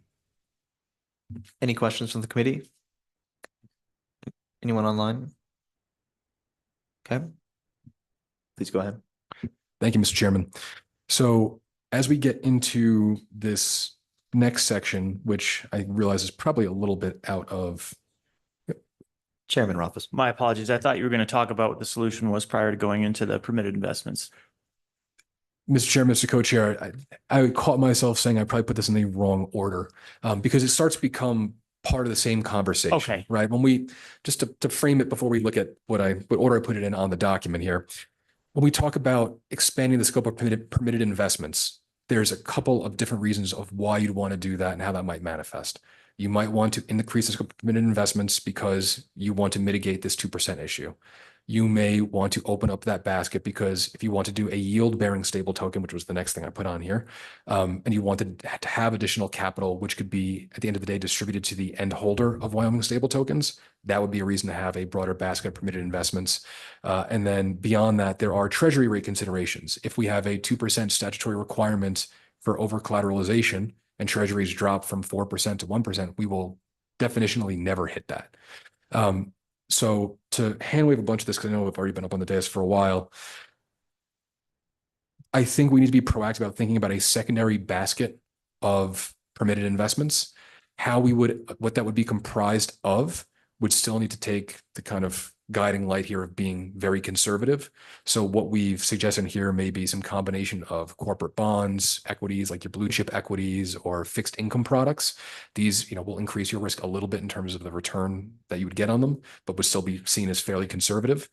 That's one way to do it. Now, when you would invoke that basket of permitted investments could be different, right? Right now, we are at a 4% interest rate. We could possibly create that over collateralized reserve. Possible we could do yield bearing, stable tokens with issuance to an end user. Again, financially, we'll talk about compliance in a second, but you may have enough money with a 4% interest rate to accomplish that. But if you were to slide down that curve and you're now talking about 1% interest rate, you're never going to hit your over collateralization basket. You're never going to return money to the agency. You're never going to return money to the state. Forget about the yield piece of it. That would be a limiter that you're never going to achieve. So, well, Mr. Chairman, Chairman Rothfuss. On that, you only never achieve it if you're growing, and there's that is our hope. So certainly in our hockey, in any hockey stick phase, we can't achieve our 2%. If it were stabilized, if the market cap were stabilized, then at a 1% yield, you've got your expenses, but at a 1% yield, basically you have two years is the maximum amount of time it would take to close your 102% minus expenses. So maybe 2.5 years. But there definitely is, we need to give some thought to how we accommodate our 2% reserve during growth phase. I think it's essential that we come up with a solution for that. And yes, while we are in excess, and hopefully we'll be in excess for a little while at least, of the 2% in terms of the yields that we're going to get, we should be able to reasonably close that gap even in a growth phase. Well, I guess it depends on the growth. I guess, what I'd ask maybe is to do some simulation. And you guys are probably already doing this, but do some scenario simulation and take a look at what it really looks like at current rates and reasonable growth rates. I know that you mentioned that you guys were already doing some scenarios, and see what those scenarios look like as to whether or not we would be incapable of resolving this. The other thing that this does get at, which I think you and I have had a little conversation about, is ensuring that, and this is, I guess, your 2 sub-point, that the administration account and the agency expenses can be taken out before the 2% is full, which is not clear. I would say it's ambiguous right now in statute, but maybe it leans the other way. I don't know exactly how it's structured, so we need to clarify that. I do have concerns, though, if we start talking about building a separate account that has higher risk so we can get higher yield. I don't know where the funds come from without creating risk, where we now no longer have a de-risked stable token. So that again is something else that we would have to contemplate. What alternative revenue, what alternative resources can we use to do that? And the next thing that I guess might be a concept, it might not, is you could potentially create reserve tranches where I've got a $500 million block, and I'm not going to go below $500 million again anytime soon. So I get my 500 million, and you set it aside and you kind of manage your $500 million block. And so you need $510 million in it. So it generates revenue. It's basically a separate accounting entity. It generates revenue, and you treat it as an isolated stack, even though it's not really, right. You've got a continuous. And that might also allow for an easier pathway where you're taking on blocks at a time. You fulfill that block, you get a yield off the block. It pays administrative payments. It basically behaves as if it were its own limited token, but you never really put a limit on. You just treat it as a limited space administratively, and then move on to the next block. If you set it up that way, honestly, I think that in some ways solves the problems where you only have a portion at any given time that's unsecured because you haven't filled the block yet. But once you fill the block, you know what the timeline is, unless you have a sale. And in the sale situation, it actually makes it easier to achieve your 2% than not. So that might be just a way of accounting for it, so to speak, that gets you to the point where you accommodate the concerns. So going back to the original point, though, I guess I'd ask that you game it out a little bit and take a look at the scenario testing on it. Director? Mr. Chairman, Mr. Co-Chair, excellent points. Can do already to an extent working through that. The projections that Joe has worked on that I've had a chance to review with him, sorry, Mr. Saldana, our CFO, if you have a high interest rate environment, typically you'll catch up eventually. If interest rates go down, it starts looking more difficult. So happy to work on that and provide that to the select committee and work through a couple of those models.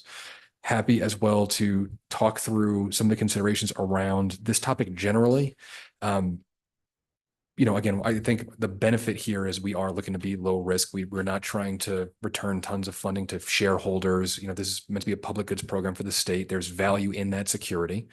And I think having a buffer and intentionally doing that is also a benefit, and one that, the feedback that we've gotten, some of the conversations we've had has all been extremely positive on both of those topics. So I don't think we want to, move away from those.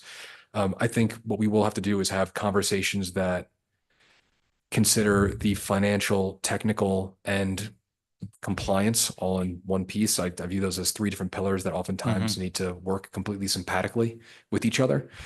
So I think it'll be a much broader discussion over the course of the interim on how we could work through this and figure out how we can have a long-term compliance and also return funds to the state as originally intended.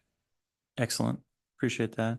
And Mr. Chairman, on the yield-bearing stable token discussion, I know this is something that we certainly want to achieve, and I know it would be incredibly popular to get to that point. I forgot to ask Mr. Land. It was one of the things I wanted to ping him on a little bit. Even though we're not necessarily bound by the Genius Act or the Stable Act, there still are some considerations that we have to contemplate in how a yield would be structured such that it is still a stable token, but a stable token with something which is analogous to the dividend that I receive when I have my money in a checking account or my money in a savings account.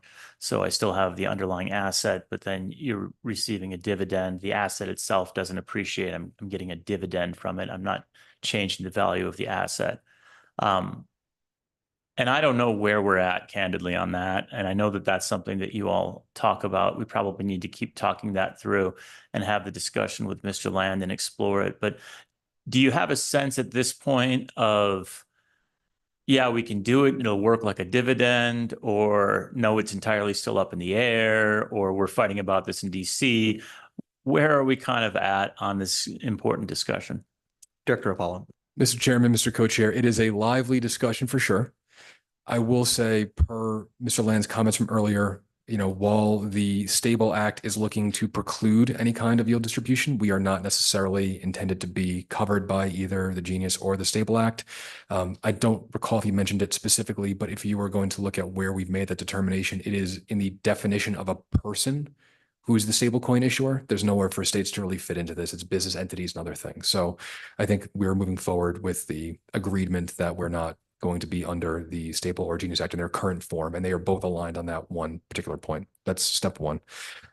Step two is if we do have a yield-bearing stable token, just to kind of frame what that would mean. This is something that's becoming more popular, but all of the activity in this industry for yield-bearing stable tokens is either going offshore. Programs like Mountain Protocol and Agora are run out of the Bahamas, I believe. Although I will note that Anchorage Digital just bought Mountain Protocol yesterday or Monday. So again, this is all live and moving, right?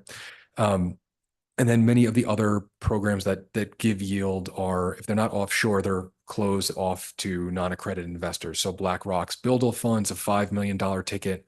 I saw one for VanEck yesterday. I believe it's $100,000. That's a small part of the US population. We want to be available to everybody. We have to think a bit more granularly.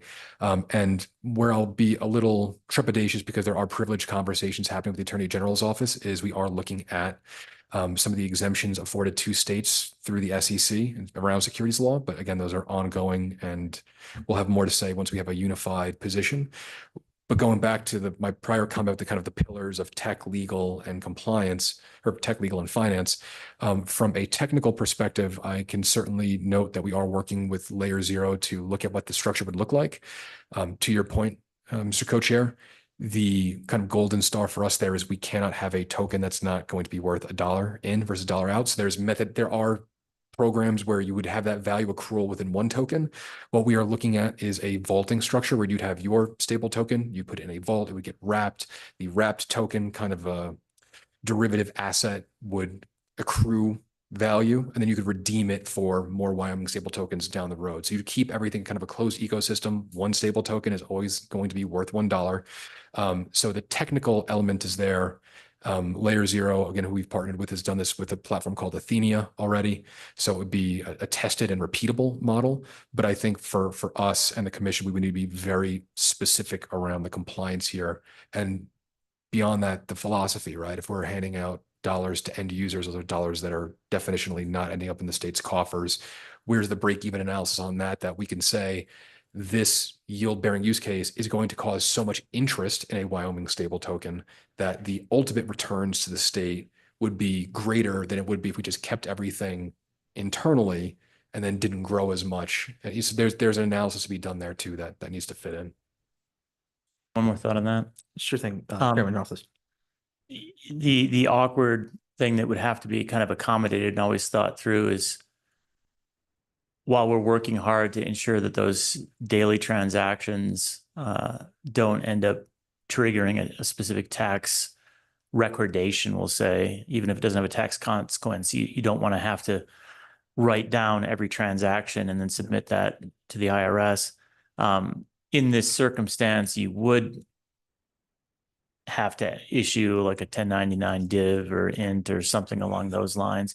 And so that last methodology you put forward does seem to give you a trackable KYC'd entity that you can issue to in association with the account. I mean, that's essential. So it couldn't just be, it'd be nice if it could be, but it couldn't just be a continual yield where they're accruing actively over time. So we don't even know who the token holder is. They get some fraction, but the wrapping concept probably gets you to the point where you've got some date certainty, you can provide a yield, and you have somebody that can make that claim, and theoretically to make that claim, they'd be KYC'd, and at that point, you can issue it. So I guess the workflow works out on that. I appreciate that's the approach. Did they actually, the entity that you mentioned that's already put this through, is it compliant in a 1099 format of some sort or another? Do you know if they've worked that math through? Director?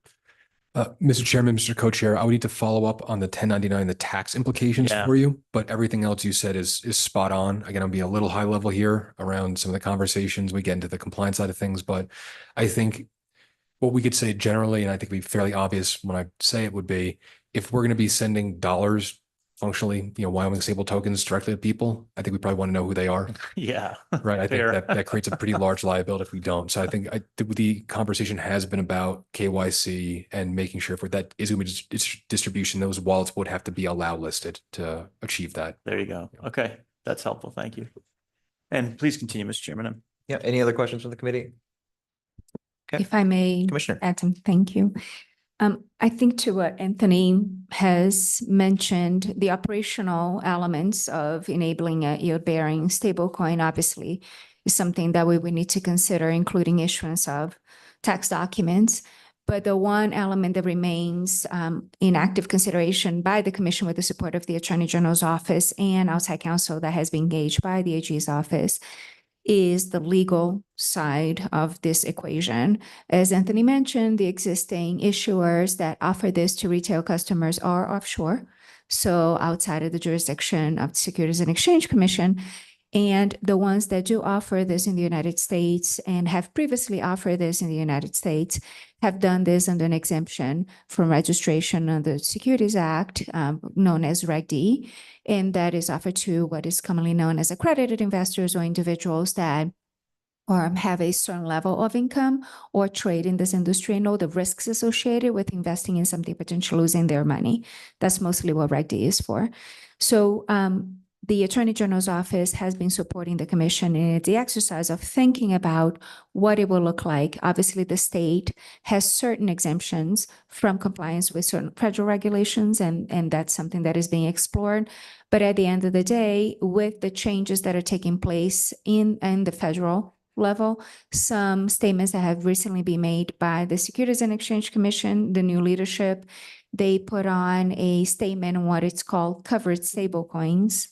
And they mentioned that yield generation was excluded from their analysis at that moment. Yes. So we want to make sure that we are thinking about all these pieces. Obviously, the state, again, has certain exemptions, but what does that mean? And does the state want to take a step that could potentially be different than what the Genius Act is doing, that the SEC is doing, and what it is that it looks like is driving and delivering on the mission for the Commission, right? So I really appreciate the partnership with the Attorney General's office and outside counsel in helping us think about this in the right way. Thank you, Commissioner. Commissioner Pope. Thank you, Mr. Chairman. I'd like to cover two topics kind of here because they're not covered later when I talk. First one is the 102% requirement. That's covered under 40-31-106B in the Stable Token Act. And as someone who will be working with auditors on whether or not we are compliant as a commission, that paragraph is problematic in a number of areas. And I'm not certain how it will be read by our eventual auditors. And I think in general, we need to take a look at that paragraph and clean it up as a select committee. So that would be a big recommendation on my part. And I think if you read through it now with the perspective of what you heard Director Apollo talk about, I think you'll see where my concerns lie with it. And then secondly, on the yield-bearing token, I will remove this from my later discussion because I'm just going to bring up the fact that I started out as a physics major in college, and on the first day of class, my professor said, we have, in theory, the ability to travel through time. And and now it's up to the engineers to be able to take that theory and turn it into reality. I think we, in theory, can create a yield-bearing stable token, but as Commissioner Nava has brought up, there's a lot of operational considerations. I believe we should have in statute the ability to do that, and I think we need to address that so that we can do that when all of the operational issues are ironed out. And so that would be another recommendation that I would have, is that we look at what legislation we can pass this next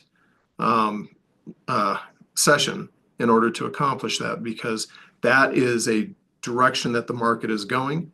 And I think that one of our considerations should be to at least try to remain competitive, even though we're going to have a number of other advantages in this. Thank you, Commissioner Pope. And folks, I just want to say we're going to go for a hard stop at noon for us to go on our lunch break here.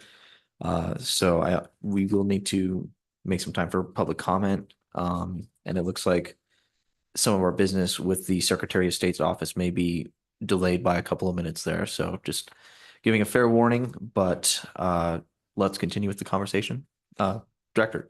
Mr. Chairman, thank you. And if that's the case, then we'll work through the rest of this. I think we've talked well about permitted investments, yield bearing, again, a moving target, and we're happy to have deeper conversations around that. Two other things I want to quickly highlight. One is what I'm referring to as the public purpose investment. This is on page 13.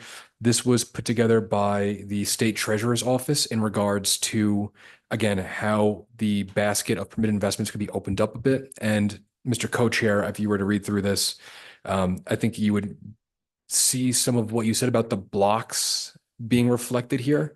But essentially, this is a proposed methodology by the Treasurer's Office to meet their mandate of providing the highest risk-adjusted return to the state while still being able to return some amount of additional capital to the agency for the purposes of putting the liquidity fund account, doing that over collateralization, and then helping us pay down our obligation ultimately to the general fund anyway. So I will not go into that, but again, the State Treasurer's Office is happy to keep working in collaboration with us on this as we try to find some ways to get Wyoming stable tokens distributed on day one with some funds in the coffer. And then next steps I'll breeze through at the end. There is one thing I wanted to talk about at the bottom of page 12, which is policy. And this is where we have, as we've started going through our terms and conditions and continue our rulemaking, we again have looked at the different policies maintained by some of the incumbents. But some of the incumbents have limitations on how they allow their end users to utilize a stable token, right? And whether that's the volition of the issuer as a private entity, whether that's coming from their bank, we don't have a Palantir to see into all of that. But the point is, if you were to look at the quote here for Circle's terms, section 21, this is the prohibited uses. There's plenty in there about illicit activity, to be specific. But for example, one of the items in here is they have the right to prevent transactions that relate to purchasing firearms, ammunition, knives, explosives, or related accessories. And one of the things I think we need to think about is what our limitations are going to be, if any. This is where we as a state are in kind of new territory, right? Whether you want to say we want to permit any lawful purpose, and that's the Occam's razor version of this. And we say if it's illicit, it's illicit. We're not going to abide by that. If it's lawful, it's lawful. We're not going to opine on it. And the other side of that spectrum looks like fairly lengthy conversations about what the commission or the legislature wants on a line item by line item basis pertaining to firearms, recreational drugs that may be legal in some states and not others. Do we want to be the arbiters of all that, or just say any lawful use? And I think this could potentially be a good vector by which the select committee or the legislature may want to clarify the legislative intent of how this can be used, because I think that would save us, a lot of back and forth and getting into conversations where we would need to figure it out ourselves and make an assumption about what the legislature was looking for. And I also do want to be specific here that I think there's constitutional considerations in there as well. Right. If we're going to be talking about the inability to purchase firearms with Wyoming stable token, does that come close to a contravention of the Second Amendment? If we don't like what you say, but it's legal speech, are we going to, freeze a wall? I would think that'd be a contravention of the First Amendment. So I think this is where we would defer potentially to the extent it's appropriate to the legislature on their position here and then take that back with us and incorporate that into our policy. So we're not doing this as a commission where it probably should be a broader conversation with the state that put it forward in the first place. Yeah, just, Go ahead. Director, you said if any, and I like those words in that context, but Chairman Rothfuss. Thank you, Mr. Chairman. Yeah, I think this is really important. You know, we're a state, we do laws, we don't do terms and conditions. And I think that's one of the incredibly valuable contributions we can make is to provide legal clarity instead of terms and condition clarity. The any lawful purpose concept is obviously, you know, where I would lean. If you're allowed to use $1 for it, you should be allowed to use a Wyoming stable token for it under all circumstances. So the question I have there is, do you feel that that's something that we should provide you with statutorily? We could amend the Stable Token Act, and clearly we'll come up with an amendments bill based on what you've got here and work through that. So we could have that a Wyoming stable token shall be used for any lawful purpose, or maybe used for any lawful purpose, something along those lines. Or would you prefer us to put together a letter and note that to the commission, or both? How would you like to see that put forward? Mr. Chairman, Mr. Co-Chair, if I had my druthers, it would be both. I think there's been a lot of good that's come from the letter that was sent to our agency regarding the multi-chain and tech agnostic approach. Now we just happen to be potentially launching on 7 at once. I think that worked out quite well. Yeah, it did. But that was already covered in statute to a certain extent, because we talk about the ability to define the supply characteristics. And we could point to that and say, we already kind of have this in statute. With this, I think having clarity through some sort of letter on day one would be extremely impactful. Okay. It would also be helpful to have it in statute so that when we're all gone 100 years from now and there's still a Wyoming stable token chugging along, the original intent is left there in the statute, and it won't necessarily shift with, if that's the better level of protection. Yeah, I see Commissioner Navas. Yeah, if I can add, in such letter or legislation, whichever form that it develops, I would recommend that there would be language about lawful purpose while addressing risk management purposes. The reason why terminology such as the one that Anthony cited exists in Circle's terms of service and other money transmitters, PayPal has similar terminology, Venmo, and all of those, is these are flow down terms that come from your bank, where you put that money in. And those banks have their own risk management policies, which they will determine what kind of industries they want to work with or not based on the risk profile. For example, you have certain payment processors that do not engage in transactions for cruise ships, or airlines. These are extended periods that you buy these tickets 6 months ahead. You could have chargebacks, you could have other things. So the risk of that transaction increases.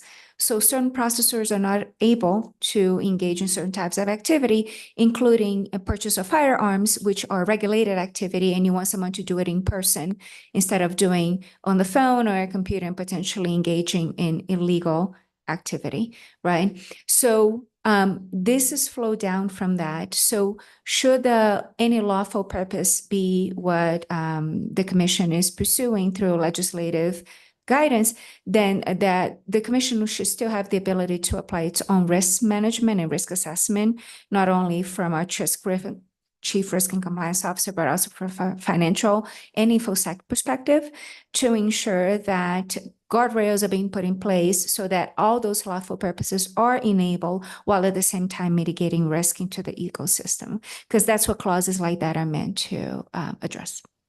Mr. Chairman, follow up on that. Follow up. You know, I know that banks do that, but they end up pushing policy, and this is something that the legislature is really sensitive about, which is you don't get to tell us what we spend our money on, and if we're making the Wyoming stable token a digital equivalent to a US dollar, I guess I don't know why we would follow that. Now, if you're, we'll say, depositing your money in a bank and you're using a bank for the stable token, and we get to the point where you're storing it there, then I could see the bank having that policy. And I don't think we would necessarily restrict that, because that would be the bank policy restricting how they transfer your money on your behalf if they're your custodian wallet. But if I have direct custody of my Wyoming stable token, then I'm governed by the state of Wyoming. And if I want to buy a gun from my good co-chairman here with a Wyoming stable token, and we do it person to person, assuming that we're compliant with law, everything should be fine. So it seems like we need to capture that the state of Wyoming does nothing to limit. We are not going to limit under law in any way how you use a Wyoming stable token. If you could use $1 for it, go for it. But at the same time, probably not contravening your wallet custodian relationship, which you can opt out of, right? That's one of the beauties of this. If I don't like my wallet custodian's policies, that their risk policies, that's an easy decision. Then I no longer use them as a custodian. So is that consistent with your concerns if we were to try and set it up in that way? I believe so. Okay. And primarily, again, mentioning that the entities that list these type of limitations are private companies, number one, not public entities. Right. And they enter into contractual relationships with the banks that enable the transmission of money, which also they have money transmission licenses by the different state regulators. And in doing those agreements and being classified in money services businesses, then the banks that they do contracts with flow down these limitations into their own terms of service. So these are pass-through clauses that not necessarily the issuer or the payments processor wants to do, but the bank is saying, for me to do business with you, you make sure that your end users are bound to the same clauses, and they flow what is known as flow down terms, right? Now, these are private entities different than the state of Wyoming. And the state of Wyoming having the ability to legislate, create laws, which is different than these entities do, right? Should be looking into permitting lawful use of the token as compliant with all laws of the state of Wyoming. Risk management is still important, irrespective of use of the token for all lawful purposes. And this is why policies are being put in place in the commission with the support of our chief risk and compliance officer to ensure that risk management will be applied in those transactions. So it's just thinking about the ability to transact in all lawful purposes as one should, and the balanced risk management to ensure that lawful purposes are still being observed and people are not extrapolating and doing other things that they shouldn't. Yeah, that makes sense. Mr. Chairman, on this topic, one other area that comes into play with the lawful use comes into, law enforcement engagement, the freeze and seize, a lot of the other things that we'll end up doing. And I think this is an area where, again, the state of Wyoming can stand out a little bit. I know that with private entities, they'll work with law enforcement. We'll obviously work with law enforcement, but I think something else that we could contemplate putting in statute makes it clear that to take an action on chain, you're going to need a, judge signed warrant to take that action, not just a, hey, could ya type call, and providing clarity around that. So, only for lawful uses on one hand, but at the same time, the state of Wyoming will only intervene in a transaction if you've got an appropriate, and we'll have to figure out what the language is for this, but an appropriate legal instrument that the judicial branch has taken a look at, I guess we'll say, and I don't know exactly how we'd come up with that, but is that consistent kind of with the direction that's been discussed? Director. Mr. Chairman, Mr. Co-Chair, very astute. That is exactly it. When I talked earlier about the token treatment rules, I talked about interdiction. That's where we are in a strange roundabout way, considering exactly what you're talking about into that rule set in lieu of any statute existing, right?